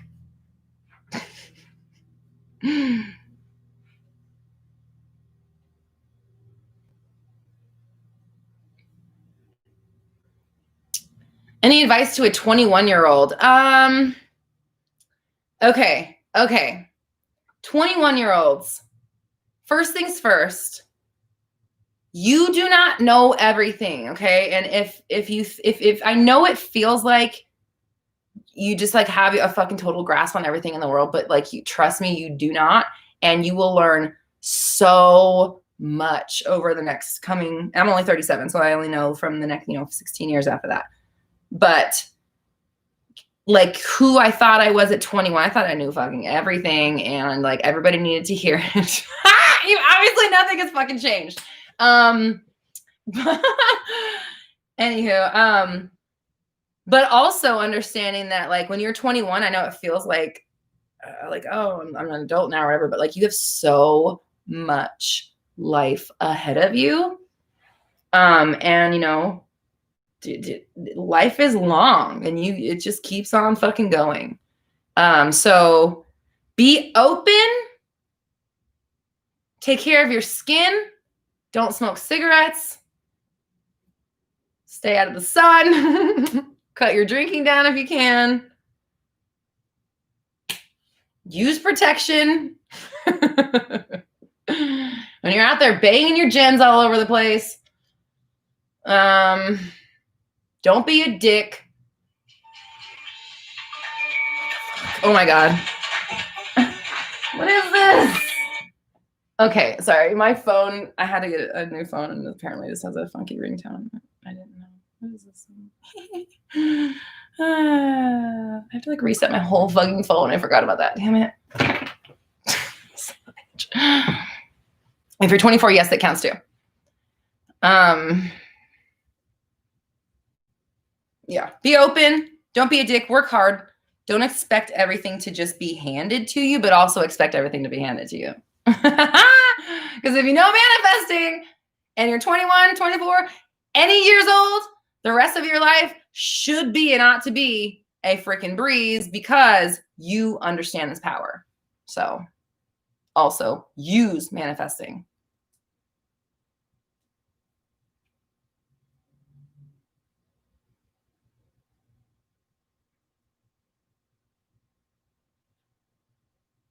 Tiffany says, loved the workshop Saturday. When you said use manifesting to get better at manifesting, I was like, whoa, if that ain't the best I've heard in a while.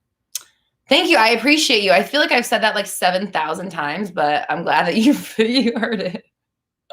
I feel like I say it all the fucking time. Maybe I just say it to clients and maybe I don't say it as much on videos as I think I do.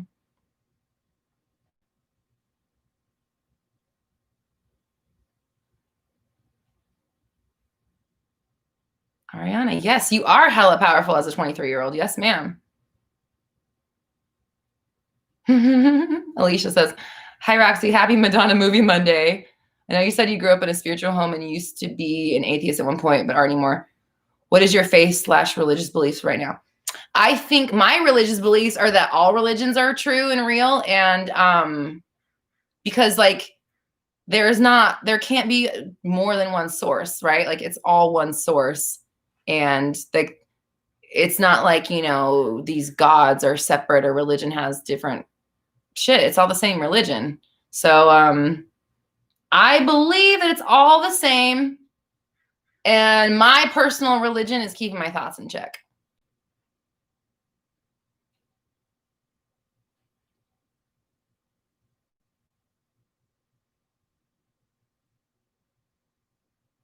Lindsay, do you believe the universe understands humor? Now,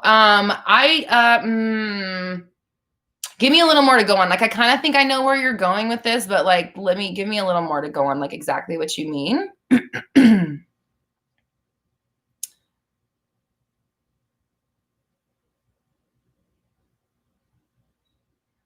Do I watch early 2000s reality TV like Flavor of Love and I Love New York?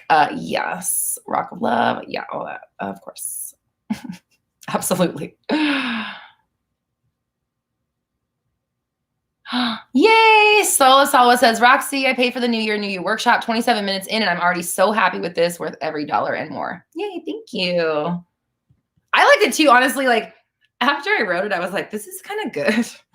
I was like, this is actually really fucking good. And it really helped me, like, plan out my year as well. And, like, we know what we're doing. We know where we're going this year. So it's good. I liked it. It really helped. What is this fucking... I like this necklace, but the dangle bob goes like four, like it doesn't like lay like the way you want it to. It like goes like this. So you like turn it anyways. Did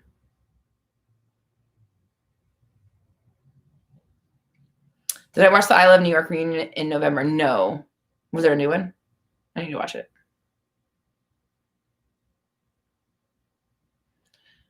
Ariana says, it says 404 not found whenever I tried signing up for that workshop. Yeah, because it's not, it was this weekend. So, so earlier I was talking about how like things are going to be changing and shifting as far as like packages and stuff go on my website. This new year package or workshop will be available, but it's going to be part of a bigger overall deal. So it will be coming back, but it's going to be like part of a bigger package. Okay, I saw two personal questions that I really wanted to answer that I like. Okay. Pamela, do you cry easily like movies or anything like that? Yes. I will fucking cry. So like I sometimes like I won't watch stuff. Like I'll hate like things that like I know are gonna make me cry, like things that like everyone's like, you have to watch, like A Star Is Born. I don't need to watch that fucking movie. I already know I'm gonna cry the whole fucking time. I'm sure it's great. I don't want to cry. Like if I'm feeling like I want to cry all afternoon, then I'll watch that movie, right? Because it's just like instant, like, like the second. Oh my God, you guys should see me watching the Katy Perry movie. Remember the Katy Perry movie? Like that was before I moved to LA. So I was like really about, getting my dreams and chasing my dreams and achieving it. And I would be watching that movie just like bawling my fucking eyes out. I'm like, she gets to achieve her dreams. I get so excited. I love I'm already like literally my eyes are getting misty right now thinking about people like achieving their dreams in movies and stuff. Or like The Voice. I have a friend from Denver and he'd literally text me and be like, do you want to come over and watch The Voice and cry? Because like you can't, we're not just going to watch The Voice. We know we're going to cry if we're watching this. So that was like part of the invitation. And then, someone else asked, can I sing? Actually, singing is my number one passion. I was just working on my album yesterday, actually. Kaima, am I saying that right? I'm on iTunes. It's Roxy Lee Hart. That's what my music is under. It's on all the platforms, YouTube, Spotify, all of it. My website, roxyleehart.com.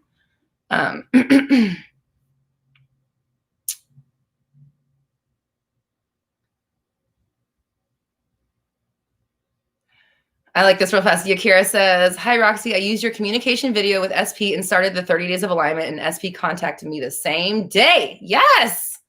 I'm going to screenshot you. Yay. Congrats. That was really loud, I'm sure. Sorry, everybody.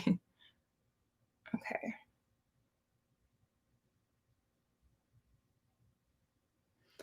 PS says, Roxy, your energy is really intimidating, but in a good way. You're very present and bold. I'm scared. LOL in a good way.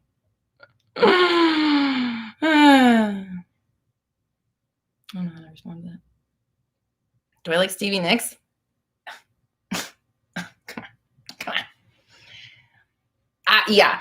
When the whole resurgence of Dreams came out, I was so annoyed because that's been like my song forever. That was like literally like the first song I learned on guitar, and like I sing in karaoke, and like, you know that thing of like when an underground band gets big and you're like, I've known them since they were like before they were famous. It was like that. And I was just like, every time that fucking TikTok came up and people are playing that song, like I'm so unique playing Dreams by Fleetwood Mac that I just heard last week for the first time.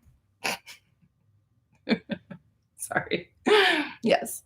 I love Dreams. I love that song so much. Anyways. Okay. What do I write songs about?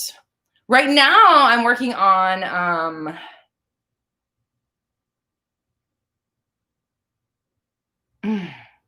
don't like talking about what I'm working on before it's ready to be out.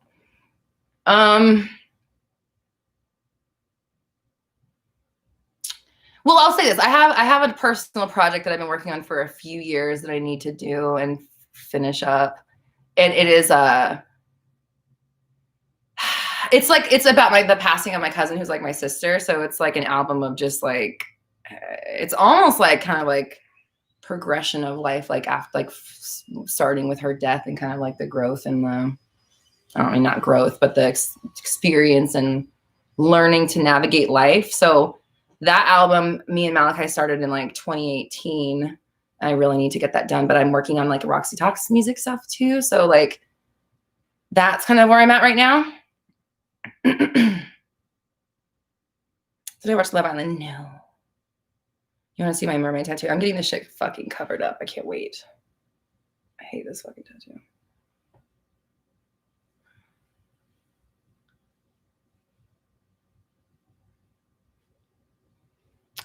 Do I subscribe to any cultural or societal values? I mean, yeah, I have values. Like, what kind of question is that? I am a person.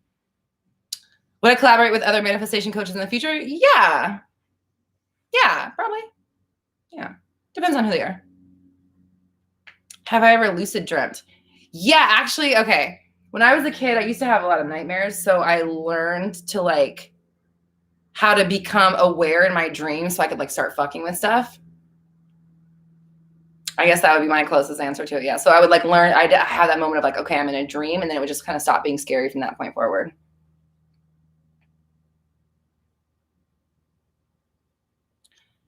Harry Styles has the same tattoo siren. Are you talking about this? The mermaid? Harry Styles? I could be Harry Styles' mother.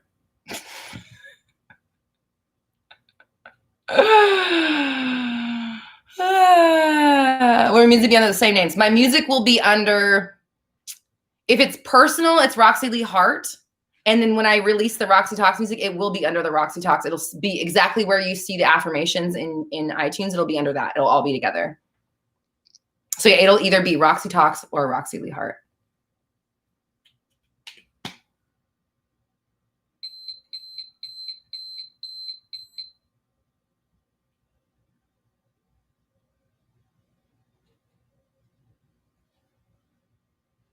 Okay, so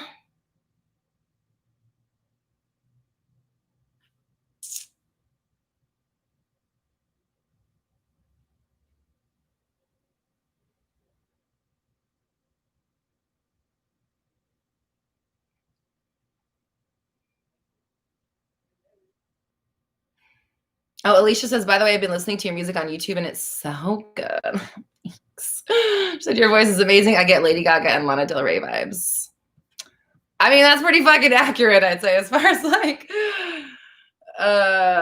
you know, that's something about right. People have told me I sound like Pink. Like when I used to do karaoke a lot, they said I sound like Pink or like Pink mixed with Gwen Stefani. I've heard that before too. Who are my musical inspirations? Michael Jackson, Madonna, Elton John, Amy Winehouse. I said before, I really love 60s music, like girl groups of the 60s, like Supremes, Shirelles, Ronettes, Shangri-Las, Leslie Gore. Coheed and Cambria always, because they're my favorite band in the world.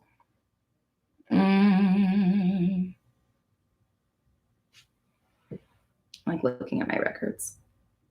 Yeah, I would say definitely Lana Del Rey inspires me, but just as much as, like, you know, Amy Winehouse was like the first to bring that sound to the modern age. And like I talked about this last week, but like I used to listen to oldies when I was a kid, and like I loved oldies and I loved the wall of sound, and that I just love that kind of music. So when Amy Winehouse came out, I was just like, whoa, my God, you can do 60s music now. Like it never dawned on me that you could do it now. Like I never thought about it. Like it was like the first time I had seen that kind of revival of music in my lifetime personally. So, you know, obviously she spawned a ton of, you know, I feel like Adele was inspired, and Duffy, and obviously Lana, and like a ton of other people have been inspired by Lana. So trying to think if there's any other musical influence. I'm sure of course there's more. Fleetwood Mac, of course, I love Fleetwood Mac.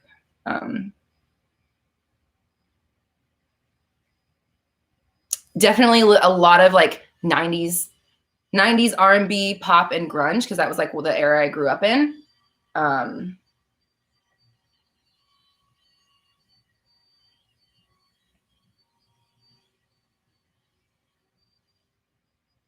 Yeah.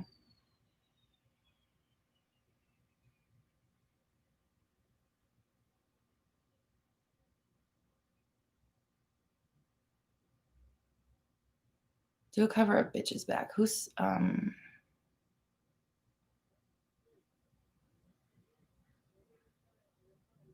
you guys are asking some. Do I like Bob Dylan? Not really my thing. I mean, obviously I appreciate him as a musician and a songwriter, but I didn't really like it wasn't like someone like my parents listened to, so it wasn't like I got exposed to that. My parents listened to like a lot of classic rock. No Doubt and TLC. Yes, absolutely. TLC was one of my first CDs I ever had. I not only had the tape of a CD of Crazy Sexy Cool, but I had like my mom's friend, Danny, would like make me like tapes of his CDs and stuff.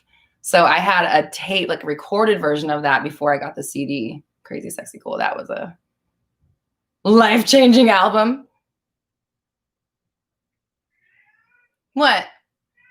What's that? Is it time for me to get off? Oh.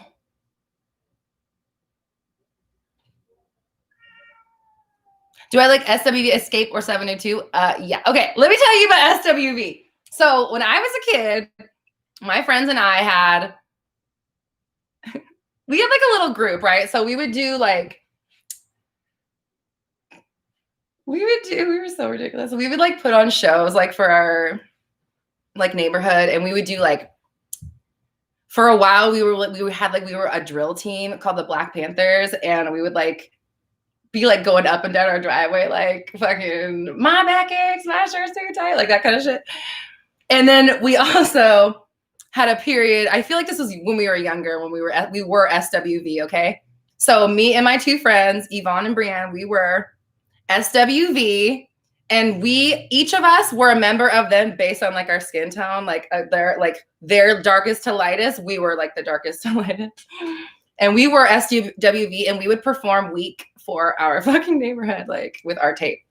And again, it's funny that this is brought up because I was just telling Chris today about we were talking about like I'll like listen to a song like a million times in a row, and we were listening to that Lubalin, his fucking broccoli casserole recipe, those those TikToks today, like over and over and over for like probably an hour straight. And my husband's like, I'm so glad that you listen to songs over and over, because I'm like that too. And I was like, my mom used to get so mad when I would play Weak because I would play it just over, and she'd be like, I've heard this song so many fucking times. So anyways, yes. Did I like SWV? Yes, I did. I was SWV when I was like 7, okay.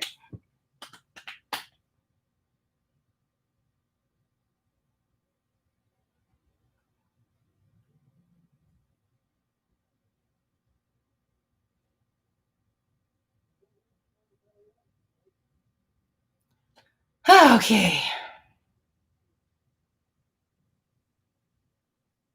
Favorite Mexican food or dish? I don't know about a favorite. I love Mexican food. I grew up, my stepdad's Mexican, so I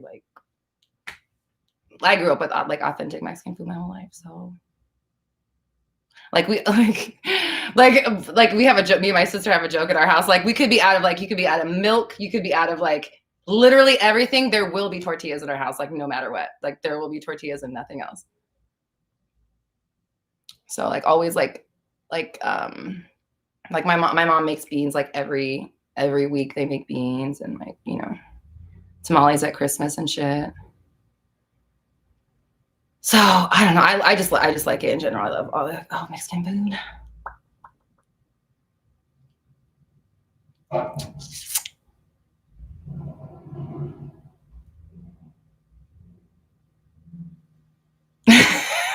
Heather, you guys are so funny. Okay, I know. I feel bad when it gets to that point where like, I don't want to answer any more manifestation questions because I already did. I'm just being selfish at this point. But it makes me excited to film my podcast because then I get like jokey and laughy again.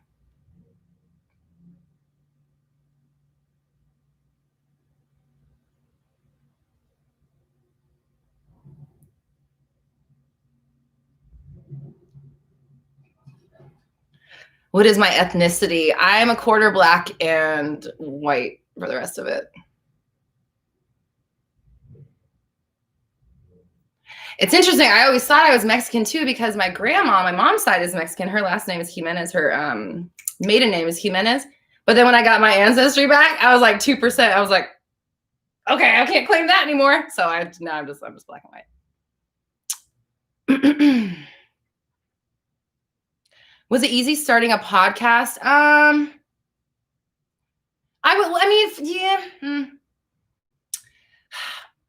Like there's a lot of steps involved to do it right, but at the same time, it's like I used to have a radio show, so for me, it's like very normal and natural.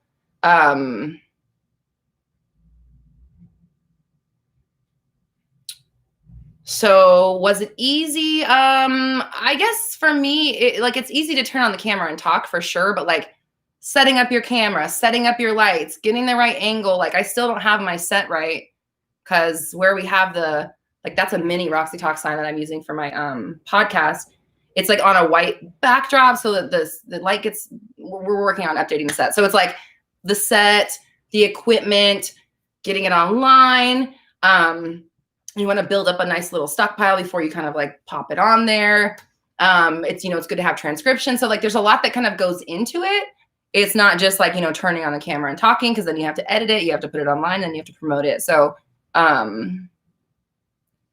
you know, was it always easy? You know, I had my radio show for like a year and a half. So like, I definitely got more comfortable as it went on than I was in the beginning. Obviously, it was like really, it's scary to be on live radio in the beginning. But as I went on, I would do like live show, like TV stuff for them and like host things. So I just got used to turning on the cam and just being on, you know. But I don't really like, there's not really any difference between me on camera and me off camera. It's just like, I'm just still the same person. So it's more so like the feeling of like giving and expelling the energy that's like draining for me personally. Somebody asked, apparently this is a chick chat. I'm going to pretend that's nice. Gonna start listening to the podcast today. Thank you. Please do. There'll be a new episode on Wednesday coming out, and it's going to be about psychic stuff. Will I have guests on there? Yeah, I would love to have guests anytime soon. Not quite sure just yet. I really, really want to have Ralph Smart. Does anybody know him? Personally? Tell him to email me. Perseverance says, it is nice. Although I was just saying, is a chick chat, not being mean. No, yeah. We were talking manifesting. Basically what I'm doing now is like the first hour I talk manifesting. The second section is more just like chat. A she chat. Not she, not like a she. You know. Breathing that good ass prana, yes. Next lifetime's like, I'm a guy, so no. Roxy, did your septum piercing hurt? Of course it fucking hurt. Anytime a needle penetrates your skin, it hurts. But it hurt less than my nose. I got my nose done. I got both of them at the same time. Not at the exact same time, but, you know, same day. And I think that nose was definitely more painful than the septum. Because, okay, actually, what hurt the septum more was when they were placing the, like they pull on it with the is it forceps? Is that the word? With all the forceps, they pull on it, you know, the clamps, they clamp it, they tug on it. And then they set the needle there for me. And like the membrane where your septum is actually so thin that it barely takes any pressure to put it through. So it's not like it really hurt. But for me, it was the setting the needle, like the putting it in the right place. That hurt worse than like just the putting it through, because it took like almost no pressure to push it through. But it wasn't like, I would say out of like facial piercings, I've had both my nose, my Monroe, this lip thing over here, and like tragus is kind of on my face. It was probably the least painful of the face. Actually, I don't think my lip hurt that bad either. Am I switching from making YouTube videos to making podcasts instead? The goal isn't it for it to be instead. Definitely putting that as my main focus. I still intend to make more of the traditional YouTube videos. I just haven't wanted to yet. You know, and it's like, that's what, you know, I was thinking today about YouTube, like, you know, I was thinking about like, and I know there's definitely coaches who have been on YouTube for, like, manifestation coaches in particular that have been on YouTube for a long time. And then there's like, you know, Joseph had like a really, really big year, and then he took some time off. I had like a really, really big year, and now I'm like taking time off. And I was just like reflecting on that. And I was thinking about like, you know, some of the YouTubers that have been on YouTube for like 8 years and they're still doing it. It's just like interesting to me. I don't know if it has to do with the manifestation community, because, you know, YouTube, it can be an unpredictable situation, and it's so much work that people don't realize. Like, being on YouTube is so much work. Okay. It is more than just turning on your camera and talking to it. It is a lot more than that. So The amount of time I was putting into recording those videos versus the return I was getting it from out of it, to me, I wasn't a fan of. And like part of that is like, yeah, I'm not going to affirm anything, but let's just say like let's just say, you know, like for whatever reason it happened, it doesn't matter. When the views of my videos stopped reflecting the growth of my channel, that's like, it just became unhealthy for me to be so involved and wrapped up in the amount of views while watching my channel subscriber growth just continue to grow and grow and grow and grow. Like we're at 69,000 now. And like some of my videos will get like 4,000 views. And so it's like, for me, why bother? You know what I'm saying? Like, when I can put my focus into a podcast, takes less of my time, less of my focus, less time on the back end, uploading, researching, SEO, all of the stuff, and helps me keep my sanity. That's kind of where I'm at right now. Like, I feel that for what I put into YouTube, I don't like the return I got. Let me take that back. I love you guys. I love the community. We have the most amazing people here, and that's really amazing. But for whatever is with the algorithm, or if I got shadow banned or whatever the deal is, that is like a big slap in the face and a fuck you for all of the time and content I put on YouTube, which I love the videos and I'm glad I have that library, but like, why put my focus there when it makes me feel like shitty? You know, like, even though I don't want to measure my worth off of views, when my entire, you know, business, livelihood, and, you know, online reputation can be wrapped up in how many fucking people YouTube lets my video be seen by, not my deal. That's not cool for me, not interested. So like now I'm kind of like moving to something else. They can't fuck with me like that.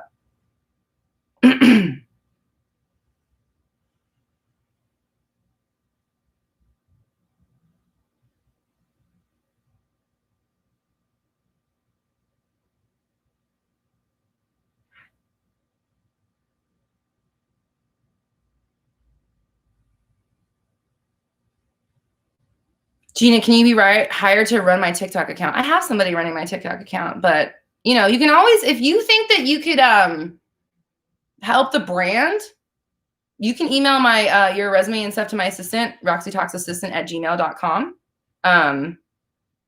Like we definitely have like pretty much all of our bases covered, but like if there's something that you see that you could help with, you know, send an email, send your resume, tell me what you can do for me, because I'm not out here looking for you guys. Like, I don't mean that in like a mean way, but like, you know, people that are just like, hire me, give me a job. It's like, well, why? Well, what am I going to give you money for? Tell me why I should give you money. Malachi's like, sell yourself. Yeah. Okay, be Roxy Talks assistant. You got to fight Rylan for that job. And she's really, really, really, really, really, really fucking good at her job. She is the person for the job, period. And we know that because we both manifested each other. So perseverance. Thank you so much for the kind words. I appreciate you. And Yvonne, thank you so much. Santa, can you help the brand from London? I don't know. You tell me, can you?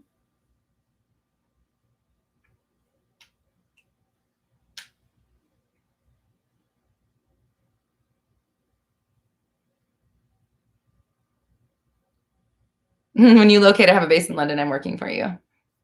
I cannot wait till we can go places in the world. I will for sure be all over. Roxy Talks interns come in 2021. Okay.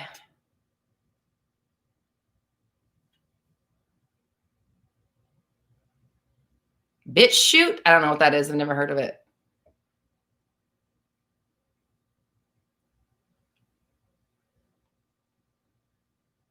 Appreciate you, Tiffany.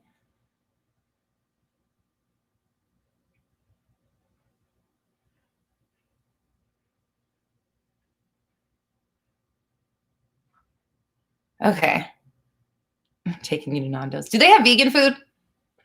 I'll go if they got. I want to go all over the world and try all the vegan stuff. Okay. All right. Any more good questions left? I should sign off. It's 2:20. Yeah. I was like, I'm gonna only be on for an hour, not like a couple hours of bullshit.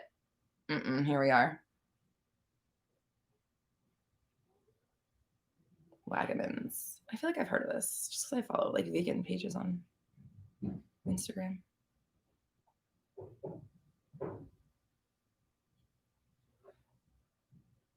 Kids, if you think other people have free will in your reality, then you're giving power away. They don't. They only you have the power in your reality. You manifest less strict parents. Yep. Rhode Island has good vegan restaurants. Quahog. Is Quahog real?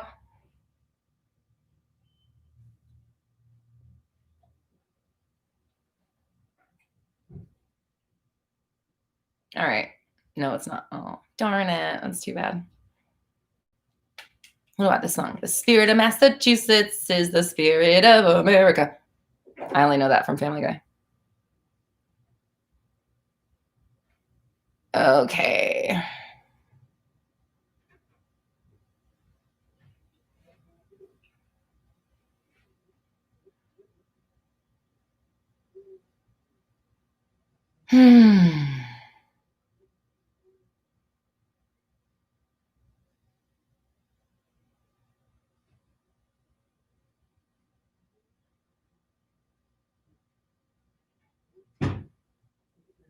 How do you submit to ask Roxy questions for the podcast? Leave it in a YouTube comment. Or you can also email my assistant, Roxy Talks assistant@gmail.com.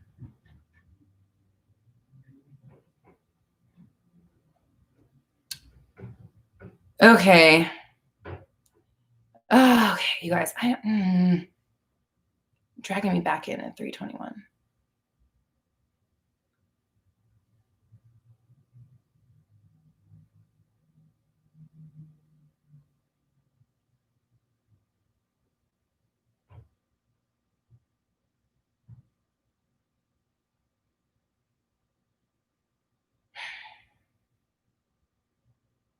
Sorry, guys. I just got to that point where it's like I'm seeing all these questions come through that I feel like I've answered like 1,000 times, and it's like making me want to like shutting down. Not that I don't want to answer them for you guys. It's just like the thought of like repeating it. I'm like literally like drained. I'm just like, you know. It's not that I don't want to give you guys the answer. I'm just like, fuck, man. I've said it so many times. Oh.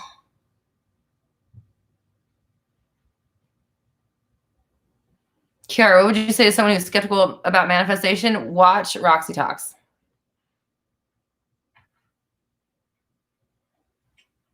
Okay, people talking about grades. Yes, you can manifest good grades and academic success. Say you're good at it. Visualize the good grades. Say you're a sponge for the knowledge and it's easy to soak up and everything seems like it's written for you and you are so good in all your classes and you love school and stuff. Tiffany said, I like this question. Being a manifestation coach, do you feel like one day you will not want to be a coach anymore, or is it something you want to do indefinitely? I do not think this is forever. I know it's not forever for me. Now,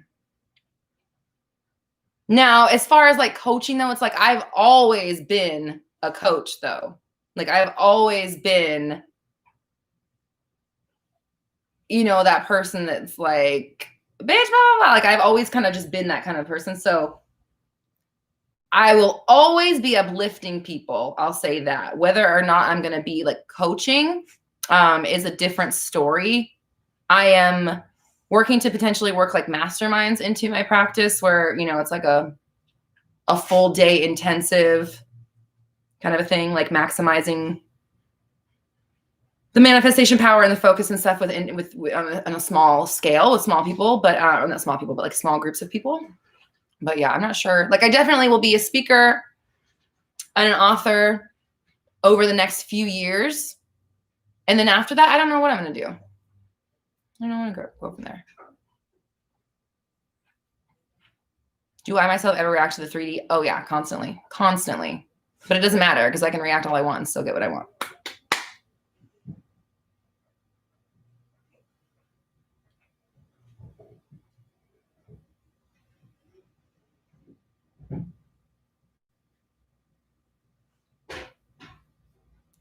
Gina, you're funny. You're going to have a manifestation show on the Oprah Network. I might. Who knows? It could be that too. We don't know what it's going to look like, but it's going to be amazing. Okay. All right.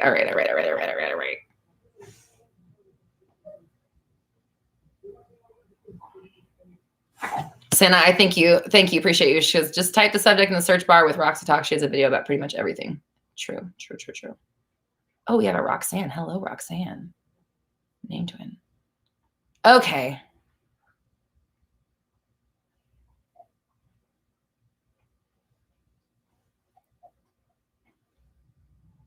Ever feel like you lost your manifesting mojo? And if so, how to get it back? Say you got it back.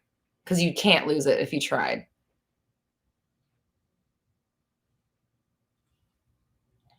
Les says, what to do during the wait period of our manifestation? Think about it as, I told this to Dino the other day in our session. When you're cooking food in the microwave and you're watching the clock countdown and you're dancing, waiting for your food. You know it's coming. You know it's going to be a minute and you're having the time of your life dancing around the kitchen waiting for my food's going to be ready soon. Like that. That's your goal. Contentedness during the waiting process.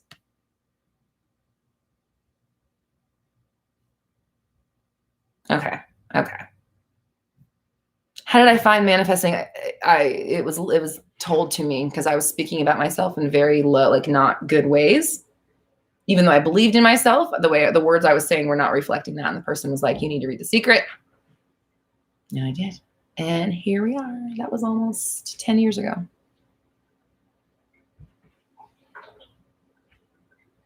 Okay. I always say that. Okay. How many times do I act like I'm going to get off?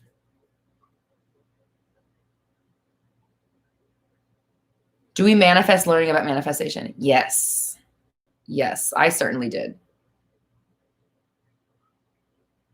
Because it's not like my dad hadn't tried to tell me these things, but it's like, it's different when you, Senna, I love you. You're so right. She said, go do your podcast.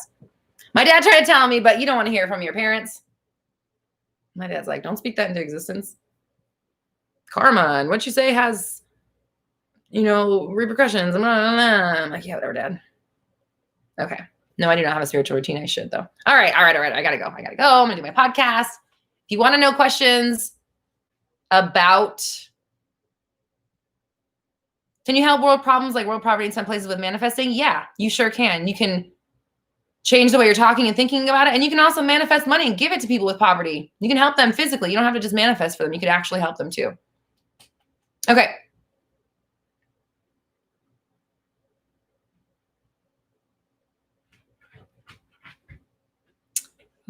You mentioned earlier about your 3 questions about manifesting. Yeah, one of them is who is operating the other versions of me? Do they have consciousness and who's in there? When someone dies, are they dead in all realities or are they alive in some other ones?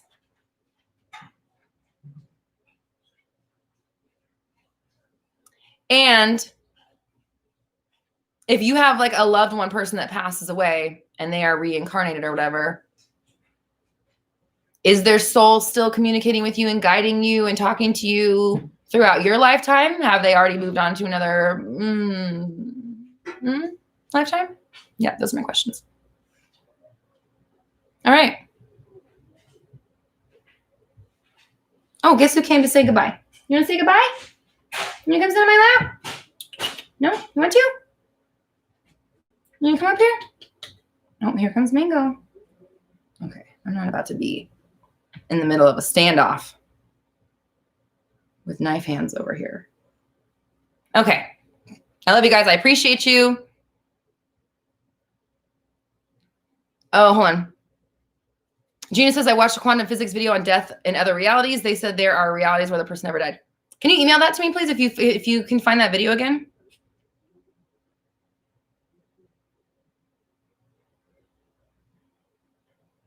Tiffany, am I ever just in awe about how much my life has changed in the last year just by my words?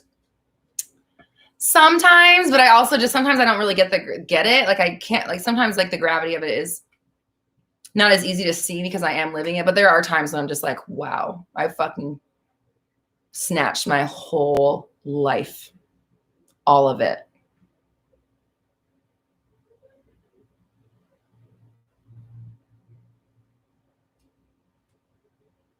Okay, all right, I gotta go. Mingo is yelling at me. I see you, baby Tane. I see you. I know you're right here. Hi, I love you. Hi, hi. Okay, okay, okay. Come here. All right, love you guys. I appreciate you. Please check out the podcast this week. It's going to be about psyche stuff. So if you have any questions about psychic stuff, also that you want to, if you want to know in this episode, like if you leave something like in the next like 20 minutes or something, I might be able to see it before I record. So if you have specific questions that you want to get answered, please leave it in the comments below, not on the chat because I won't see it later. Okay. I love you guys. I appreciate you. I'll be live chatting with you on Thursday during the video premiere. And then I'll see you next Monday. Have a good week. Bye.